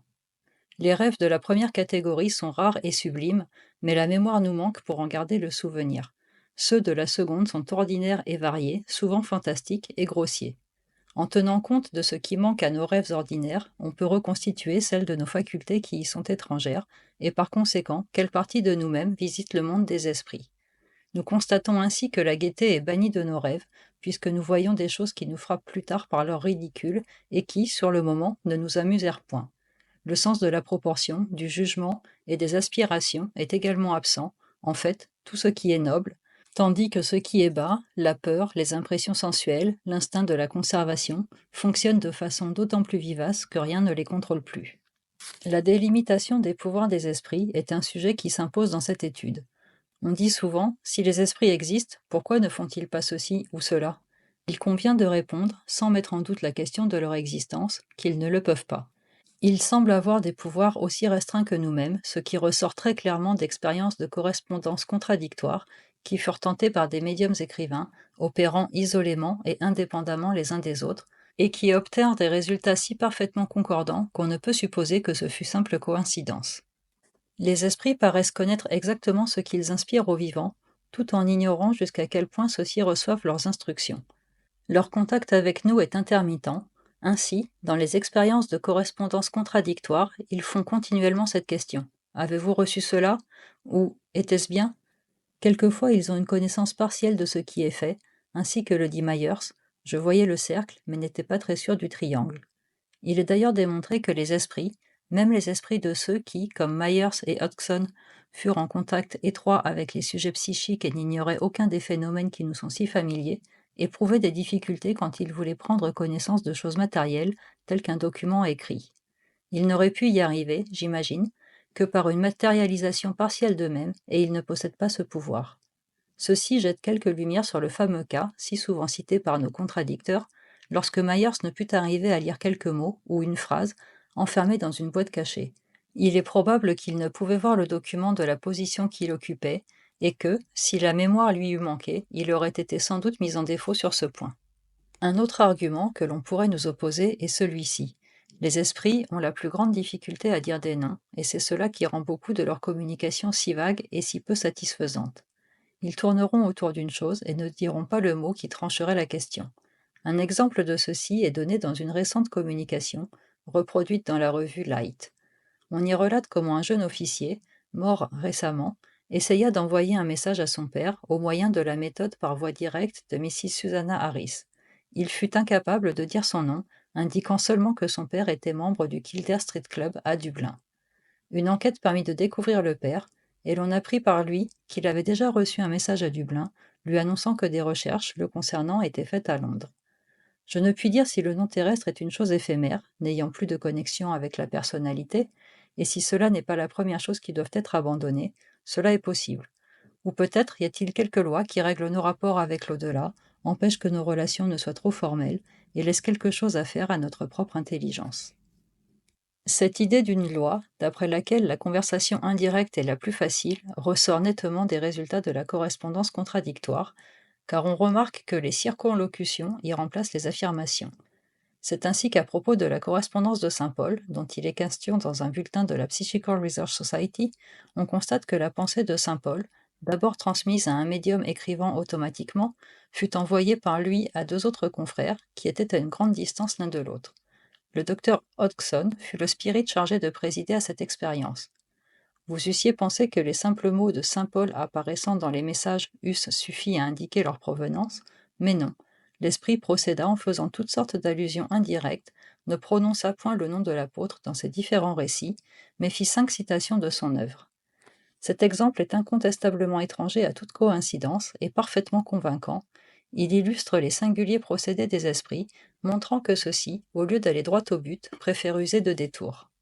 On ne peut guère expliquer cette limitation de pouvoir qu'en supposant que, de l'au-delà, quelque ange, infiniment prudent, conseillerait ainsi les esprits. Ne leur rendez pas les choses trop faciles, donnez-leur l'occasion de faire travailler leur intelligence. Si vous leur aplanissez toutes les difficultés, ils deviendront de simples automates. Quelle que soit la valeur de cette explication, le fait en question est réellement digne d'attirer l'attention. Il faut aussi souligner, à propos des communications que nous avons avec les esprits, l'incertitude où ils sont de l'époque à laquelle les événements doivent arriver. À ce sujet, ils se trompent presque invariablement. L'idée du temps sur la Terre est probablement différente de celle de l'au-delà, c'est ce qui expliquerait la confusion. Ainsi que je l'ai déjà dit, nous avons l'avantage d'avoir auprès de nous une dame qui est douée de la faculté d'écrire automatiquement. Elle est en communication étroite avec 3 de ses frères tués à la guerre. Cette personne, quand elle reçoit des messages de ses frères, ne se trompe généralement pas pour les fêtes, mais est presque toujours dans l'erreur à propos des dates. En une circonstance digne de remarque, elle fit exception à ses habitudes. Ses prophéties sur les événements publics étaient généralement en retard de plusieurs semaines et même de plusieurs mois. Or, dans un cas, elle annonça très exactement l'arrivée d'un télégramme d'Afrique. Le télégramme avait, en effet, été envoyé mais fut retardé en route, ce qui semblerait prouver qu'elle peut prédire les événements en cours et calculer le temps qu'ils mettront pour arriver à leur terme. D'un autre côté, je dois convenir qu'elle nous révéla confidentiellement la fuite de son quatrième frère, prisonnier en Allemagne, et que l'événement se réalisa. En tout cas, je fais des réserves quant au pouvoir limité des dons prophétiques. En dehors de toutes ces limitations, nous avons en outre, malheureusement, à garder un absolu sang-froid à l'égard des intelligences mauvaises et mal intentionnées.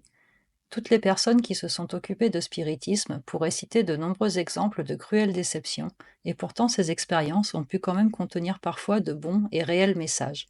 Ce fut sans doute à cause de semblables communications que l'apôtre écrivait : « Ô mes frères, ne croyez pas en tous les esprits, mais tâchez de découvrir s'ils viennent de Dieu. » Ces paroles dénotent que non seulement les premiers chrétiens pratiquaient le spiritisme tel que nous le comprenons, mais encore qu'ils se trouvaient en face des mêmes difficultés que nous.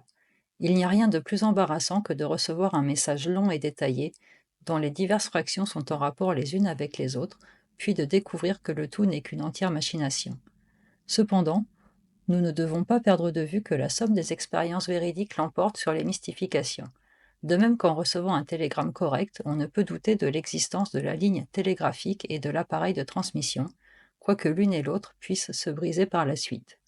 Il faut cependant admettre que c'est certainement très décevant et que cela nous rend sceptiques tant que la preuve des messages n'a pas été établie.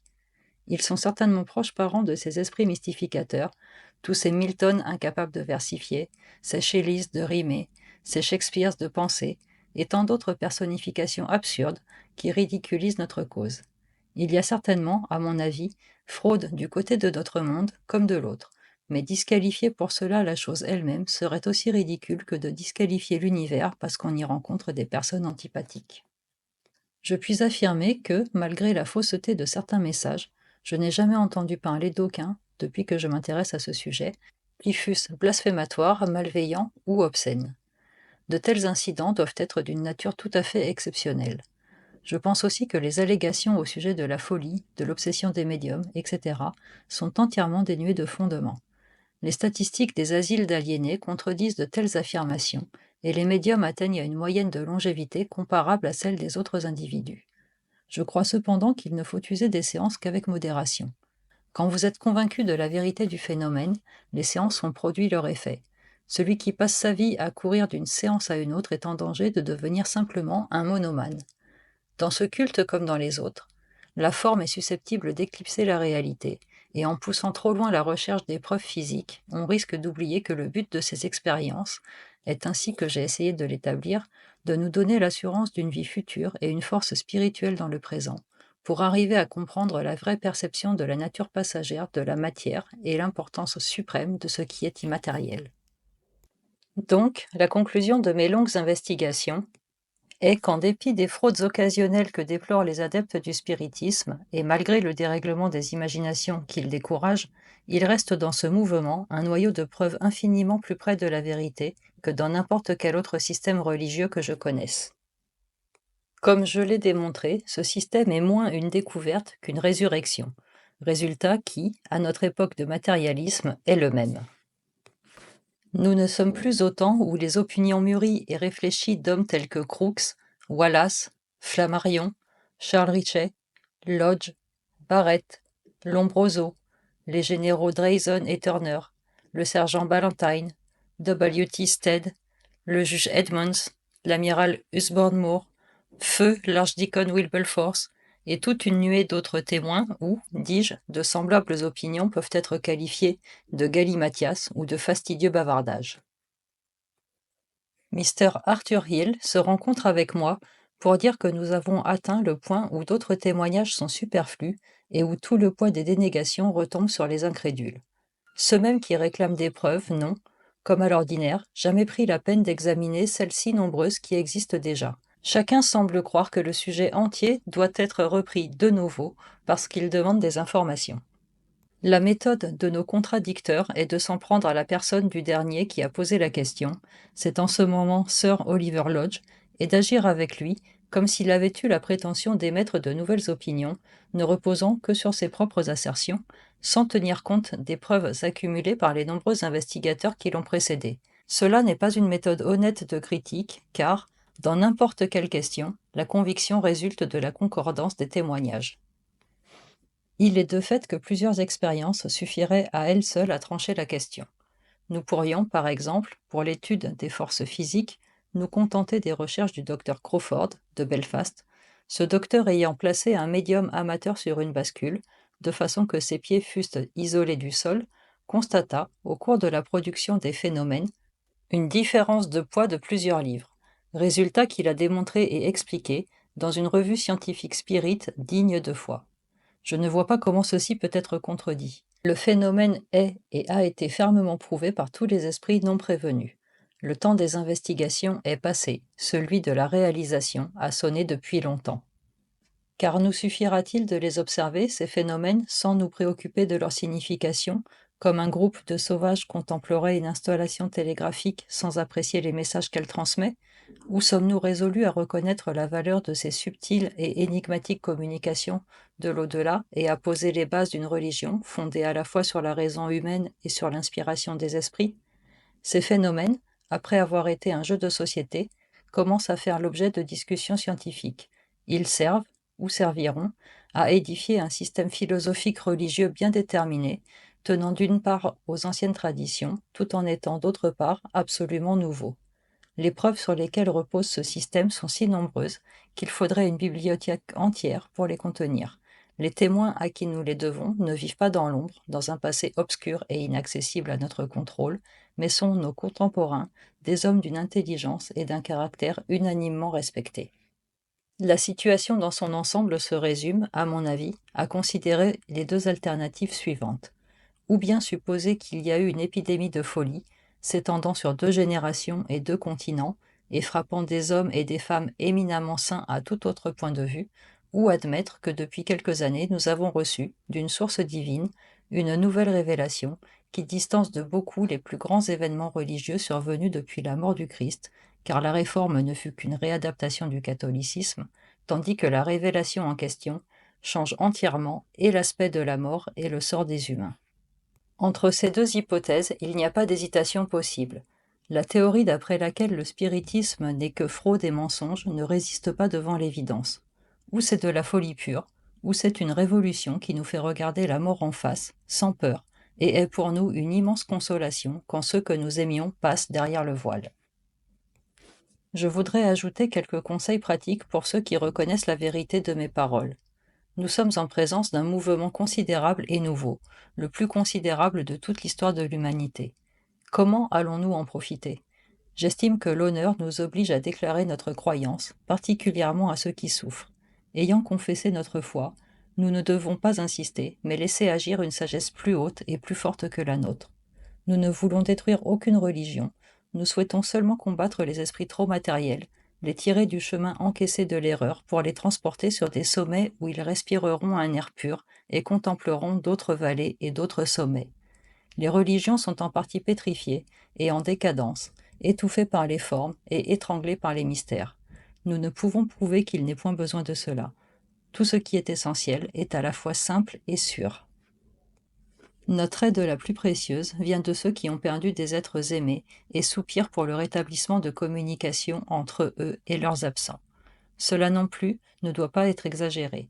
Si votre fils était en Australie, vous n'exigeriez pas de lui qu'il abandonnât continuellement ses occupations pour vous écrire de longues lettres. On doit se contenter de courtes expériences et, les ayant obtenues, on doit attendre le moment de la réunion. Je suis actuellement en relation avec 13 mères qui correspondent avec leurs fils défunts, et les pères eux-mêmes, quoique ne participant pas aux communications, en attestent, eux aussi, la réalité. Une seule de ces familles, à ma connaissance, s'adonnait aux expériences spirites avant la guerre. Plusieurs de ces cas sont particuliers. Dans 2 de ceux-ci, les enfants apparurent à leur mère en photographie. Dans un autre, un premier message fut remis à la mère par un étranger qui avait reçu son adresse. Ensuite, les communications se poursuivirent directement. Une autre fois, les messages furent expédiés en désignant des pages ou des livres dispersés dans plusieurs bibliothèques. Ce procédé détruit toute crainte de télépathie. On conviendra que réellement, il n'y a pas de vérité plus fortement démontrée que celle-ci. Comment devons-nous procéder? C'est là que gît la difficulté. Il y a des hommes de bonne foi et la supercherie est facile. Aussi faut-il agir avec circonspection. Pour les médiums, on devra prendre des renseignements, même avec les meilleurs. On peut n'enregistrer que des manifestations confuses et la déception est fréquente. Cependant, quelques-uns obtiennent des résultats immédiats, d'où je conclus qu'il ne faut pas rejeter les lois sous prétexte de leurs apparentes contradictions. Presque toutes les femmes sont des médiums non exercés. On devra éprouver leur pouvoir par l'écriture médianimique. Là encore, la plus grande prudence est nécessaire à cause des déceptions que nous nous infligerions à nous-mêmes. On tentera toutes ces expériences dans un esprit de respect et de piété. Ceux qui seront sérieux ne peuvent manquer de réussir, car de l'au-delà, des efforts analogues seconderont les leurs. Tout le monde n'est pas partisan des communications, sous le prétexte qu'elles peuvent empêcher la progression des esprits. Cela n'est nullement prouvé, bien au contraire, les esprits déclarent être aidés et fortifiés par leur rapport avec ceux qu'ils aiment. Je connais peu de pages plus émouvantes, dans leur éloquente simplicité, que celles dans lesquelles Raymond décrit les impressions des jeunes gens qui réclament des communications avec leurs parents, ou prétendent que l'ignorance et la peine où ceux-ci sont à leur sujet est un perpétuel obstacle à la réalisation de leurs désirs. La pensée de la mort de vos fils vous est très pénible, vous l'acceptez, prononça-t-il. Il m'est encore plus pénible d'entendre ces jeunes gens me dire que personne ne cherche à leur parler. Cela me blesse dans tout mon être. Tout d'abord, il faut cultiver la littérature qui traite de ce sujet. Elle a été trop négligée, non seulement par les matérialistes, mais aussi par les croyants. Imprégnez-vous de cette grande vérité. Familiarisez-vous avec l'irréfutable évidence. Laissez de côté les phénomènes eux-mêmes. Assimilez-vous l'enseignement élevé d'ouvrages tels que After Death ou Spirit Teaching de Stanton Moses. On remplirait des bibliothèques avec toutes les productions qui traitent de ce vaste sujet, quoique de valeur inégale, celles-ci sont cependant d'un niveau au-dessus de la moyenne. Élargissez et spiritualisez vos pensées. Montrez-en les résultats par votre manière de vivre. L'oubli de soi-même est la pierre de touche du perfectionnement moral. Regardez, non comme un article de foi, mais comme un fait aussi tangible que les objets qui frappent vos regards, que nous allons vers une autre vie où tout sera bonheur, et que la seule chose qui puisse empêcher ce bonheur ou le retarder est la folie et l'égoïsme pendant ces quelques années passagères.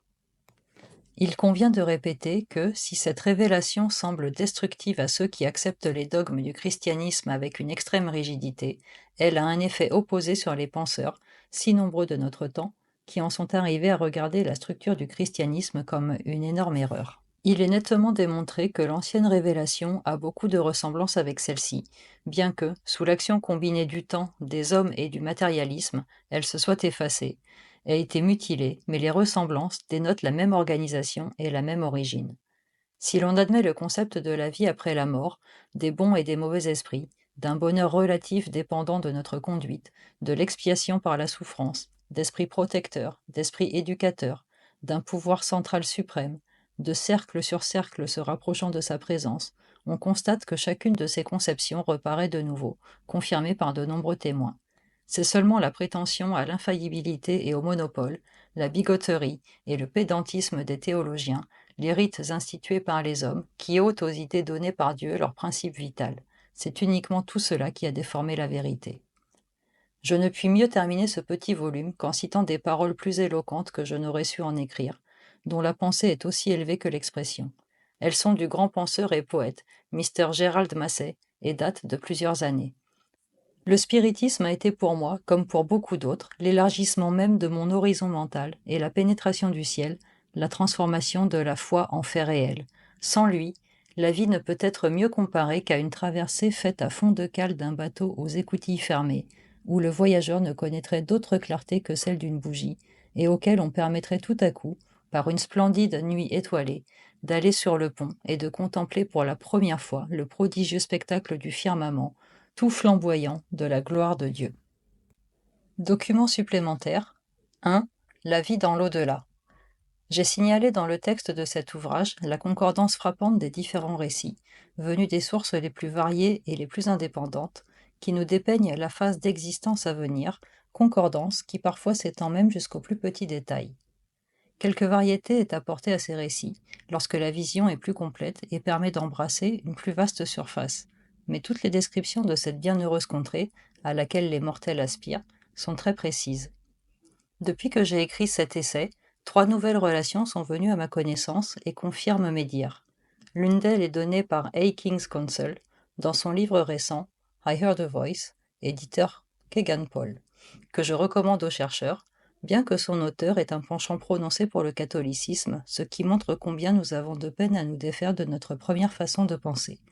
La seconde de ces relations, intitulée The Light on the Future, est une réunion de messages des plus intéressants sur l'au-delà, recueillis par un cercle de Dublin, aussi sérieux que réputé. La troisième est contenue dans une lettre particulière que m'adressa Mr. Hubert Wales et est, je pense, la plus instructive. Mr. Wales est un investigateur consciencieux et plutôt sceptique qui a rejeté ces résultats avec incrédulité. Il les avait obtenus personnellement par écriture automatique. Ayant pris connaissance de mon étude sur les descriptions de l'au-delà, il rechercha ses anciens écrits auxquels il avait accordé si peu d'importance. Voici la teneur de sa lettre. Après avoir lu votre article, je fus frappé, presque saisi, par le fait que les communications qui m'étaient parvenues, dans le but de me dépeindre notre sort après la mort, coïncidaient presque dans tous les points avec celles que vous publiez dans votre collationnement de documents, puisés à de si nombreuses sources. Je ne crois pas avoir rien trouvé dans mes précédentes lectures capable d'expliquer une telle conformité. Je n'avais non plus rien lu de ce que vous avez écrit sur ce sujet, et enfin, j'avais à dessein évité de lire Raymond et autres productions de ce genre pour ne pas influencer mes propres résultats. Les proceedings de la Psychical Research Society ne traitent point, comme vous le savez, des circonstances qui suivent la mort. Quoi qu'il en soit, j'obtins à différentes époques des déclarations, comme le montrent mes notes rédigées au moment même, qui établissent que, dans cette nouvelle période d'existence, les esprits ont des corps qui, bien qu'imperceptibles à nos sens, sont aussi tangibles pour eux que les nôtres le sont pour nous, que ces corps possèdent les caractéristiques générales de nos corps mortels, mais perfectionnés, que les esprits n'ont pas d'âge, ne souffrent pas, qu'il n'y a ni riches ni pauvres, ils portent des vêtements et prennent des aliments, ils ne dorment point, quoiqu'ils parlent d'être dans un état de demi-conscience qu'ils appellent sommeil latent, lequel me semble correspondre à peu près à l'état d'hypnose. Après une période, qui est généralement plus courte que la moyenne de la vie ici-bas, ils entrent dans une autre phase d'existence. Les esprits, de pensée, de goût et de sentiments similaires, gravitent ensemble. Les époux ne sont pas forcément réunis, mais l'amour se perpétue et est débarrassé des éléments qui, si souvent sur cette terre, nuisent à son parfait épanouissement. Immédiatement après la mort, on passe par un état de repos demi-conscient, comprenant différentes périodes. Ils ne sentent point de douleur corporelle, mais sont susceptibles d'éprouver quelquefois des anxiétés morales. Une mort douloureuse est absolument inconnue, il n'y a point de différence par suite des croyances religieuses. Enfin, l'ensemble de leur existence est excessivement heureuse, et ils n'ont jamais souhaité retourner sur cette terre. Je n'ai aucun renseignement précis sur leur travail, au sens propre du mot. Ils se disent intéressés par des occupations variées, ce qui, en d'autres termes, signifie la même chose. Travail, pour nous, veut dire généralement travailler pour gagner sa vie, et cela, j'en suis absolument informé, n'existe pas chez eux.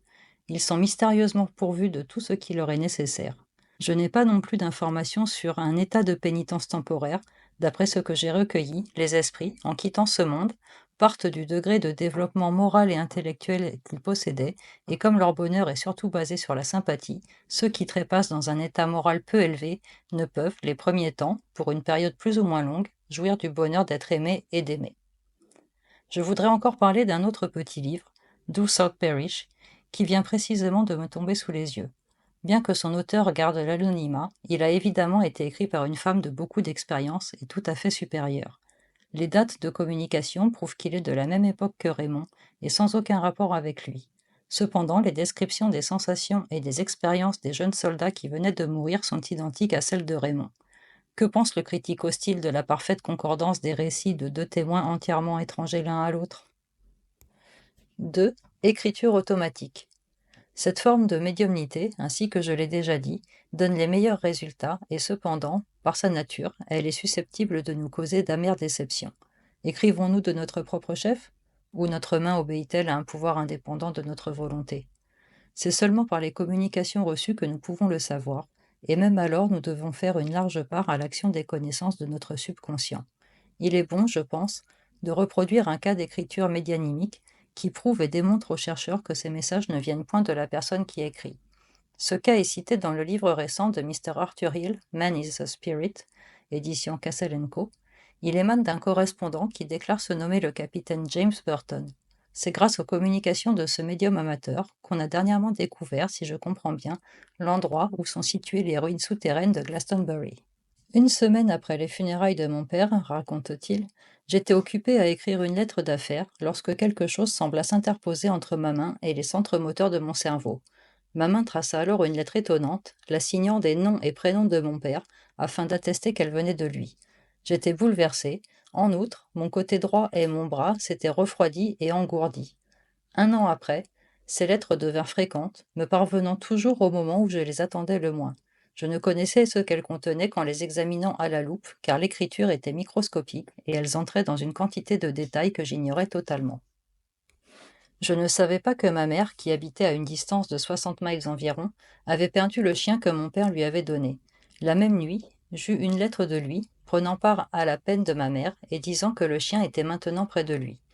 Tout ce que nous aimons et est nécessaire à notre bonheur dans ce monde nous suit dans celui-ci, me fut-il dicté. Un secret des plus sacrés, connu seulement de mon père et de ma mère, concernant une chose arrivée plusieurs années avant ma naissance, me fut ainsi révélé avec cette recommandation. Dites ceci à votre mère, et elle comprendra que c'est moi, votre père, qui écris. Ma mère avait été incrédule jusque-là, mais quand je lui révélai cela, elle s'évanouit. Les lettres devinrent désormais sa plus grande consolation, car mon père et elle avaient été très unis pendant les 40 années de leur mariage, et la mort de mon père avait été un profond chagrin pour ma mère.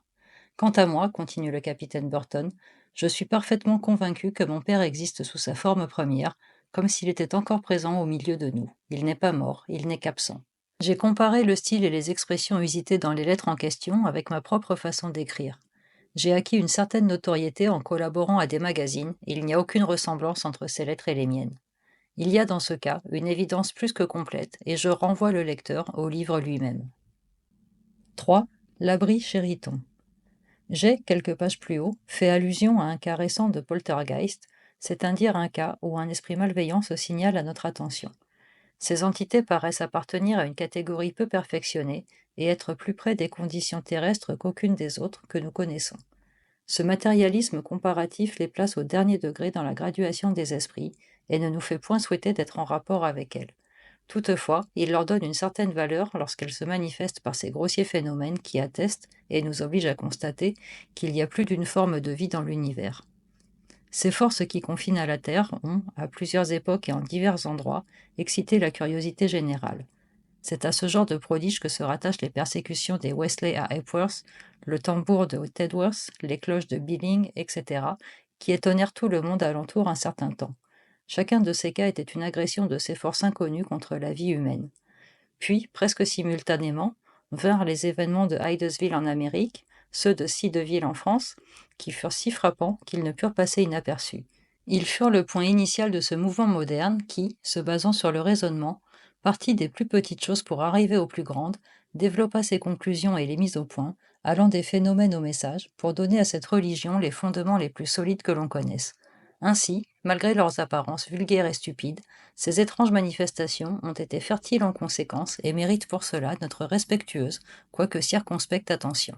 Beaucoup de ces manifestations se sont produites dans ces dernières années sur plusieurs points du globe. La presse n'a pas manqué de les relater sur un ton plus ou moins moqueur, convaincue évidemment que l'emploi du mot revenant discréditait l'incident et mettait fin à la discussion. On doit remarquer que chacun de ces phénomènes est représenté comme un fait isolé et que, de la sorte, les lecteurs ne peuvent point se faire une idée de la force de ces preuves accumulées. Dans le cas particulier de l'abri Chériton, les faits sont les suivants.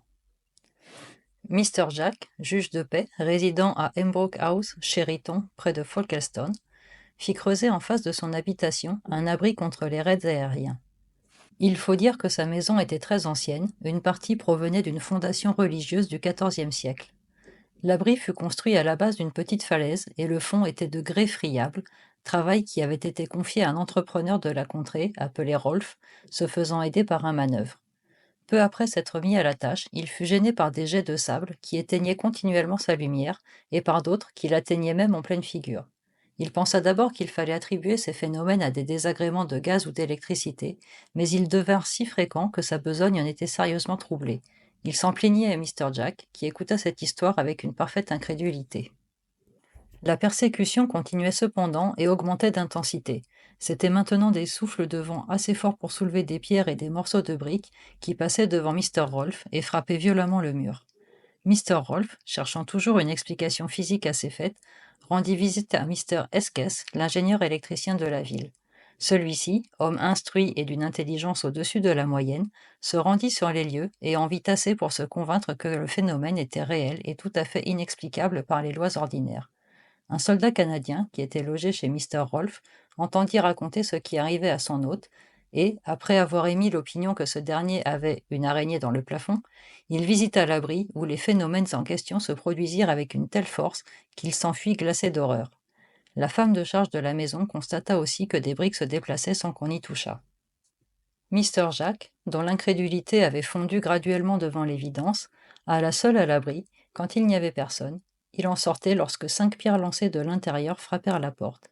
Il la rouvrit et vit les 5 pierres sur le plancher. Sir William Barrett vint à son tour, mais ne fut témoin d'aucun phénomène le peu de temps qu'il resta sur place. Je fis ensuite 4 visites, d'environ 2 heures chacune, sans rien remarquer de particulier, sinon que le nouvel ouvrage en briques était ébréché par les coups qu'il avait reçus. Ces forces mystérieuses négligèrent ceux qui s'occupent des phénomènes psychiques, car elles ne se mirent en frais pour aucun investigateur, et cependant on ne peut douter de leur existence et de leur manifestation, puisque, au moins comme je l'ai dit, 7 témoins eurent l'occasion de les constater. Ces forces laissèrent en effet des traces sur de leur action, comme d'arracher les pierres qui avaient été nouvellement cimentées pour former le plancher, et en firent de petites piles bien symétriques. La supposition que l'aide-maçon pouvait être l'auteur de tout cela dut être écartée, les faits s'étant produits pendant son absence. Sur ces entrefaits, un physicien visita la grotte et suggéra que tous ces phénomènes pouvaient provenir de l'émanation de gaz de marais, ce qui n'éclaircissait pas la question. Les troubles continuent toujours, et le 21 février 1918, je reçus une lettre de l'ingénieur, Mr. Esquès, me donnant les détails les plus récents et les plus complets. Quelle peut être la réelle explication de ces événements? Il serait difficile de répondre. Tout ce que je puis dire, c'est que j'ai conseillé à Mr. Jack de pratiquer des fouilles dans le morne au-dessous duquel il faisait construire son abri. J'ai moi-même effectué quelques recherches aux alentours, et je me suis rendu compte que le terrain en cet endroit a été autrefois bouleversé à une profondeur d'au moins 5 pieds. Quelque chose, autant que je puisse en juger, a été enterré là à une date reculée, et il est probable que, ainsi que dans le cas cité au cours de cet ouvrage, il y a une connexion entre cette particularité et les troubles actuels. Peut-être Mr. Rolfe est-il, sans qu'il s'en doute, un médium physique, et que, lorsqu'il était enfermé dans le caveau, ses pouvoirs magnétiques s'y trouvaient accumulés comme dans un cabinet et prêts à entrer en action. Il devait y avoir par hasard, en cet endroit, quelque intermédiaire à qui il plut d'employer ce magnétisme, et, de là, la production des phénomènes. Quand Mr. Jack vint seul dans la grotte, le pouvoir laissé par Mr. Rolfe, qui avait séjourné toute la matinée, n'était pas encore épuisé, ce qui lui valut d'être témoin de quelques manifestations. Voilà mon opinion, mais il est bon de ne pas être trop dogmatique en pareille matière. S'il est fait des fouilles systématiques, j'attends un épilogue à cette histoire. Pendant que ce livre était sous presse, un second cas très remarquable de poltergeist m'a été signalé. Je ne puis en révéler les détails sans trahir le secret qui m'a été confié, les phénomènes se produisent actuellement. Il est assez curieux de constater que c'est parce qu'un des intéressés avait lu quelques-unes de mes remarques à propos de l'abri Chériton que ces derniers faits sont parvenus à ma connaissance, car on m'écrivit immédiatement pour me demander aide et conseil. Je n'ai pas encore pu me rendre sur place, l'endroit étant éloigné, mais d'après le compte-rendu très complet qui m'a été envoyé, les incidents présentent toutes les caractéristiques qui nous sont si familières, accompagnées au surplus de phénomènes d'écriture directe, dont j'ai sous les yeux quelques spécimens. 2 pasteurs de l'église anglicane ont essayé sans résultat de faire cesser ces manifestations, qui revêtent parfois une grande violence. Les personnes que poursuivent semblables persécutions apprendront, je pense avec consolation, que dans les nombreux cas de poltergeist que l'on a observés, on n'a jamais signalé qu'aucun mal physique ait été infligé à un homme ou un animal.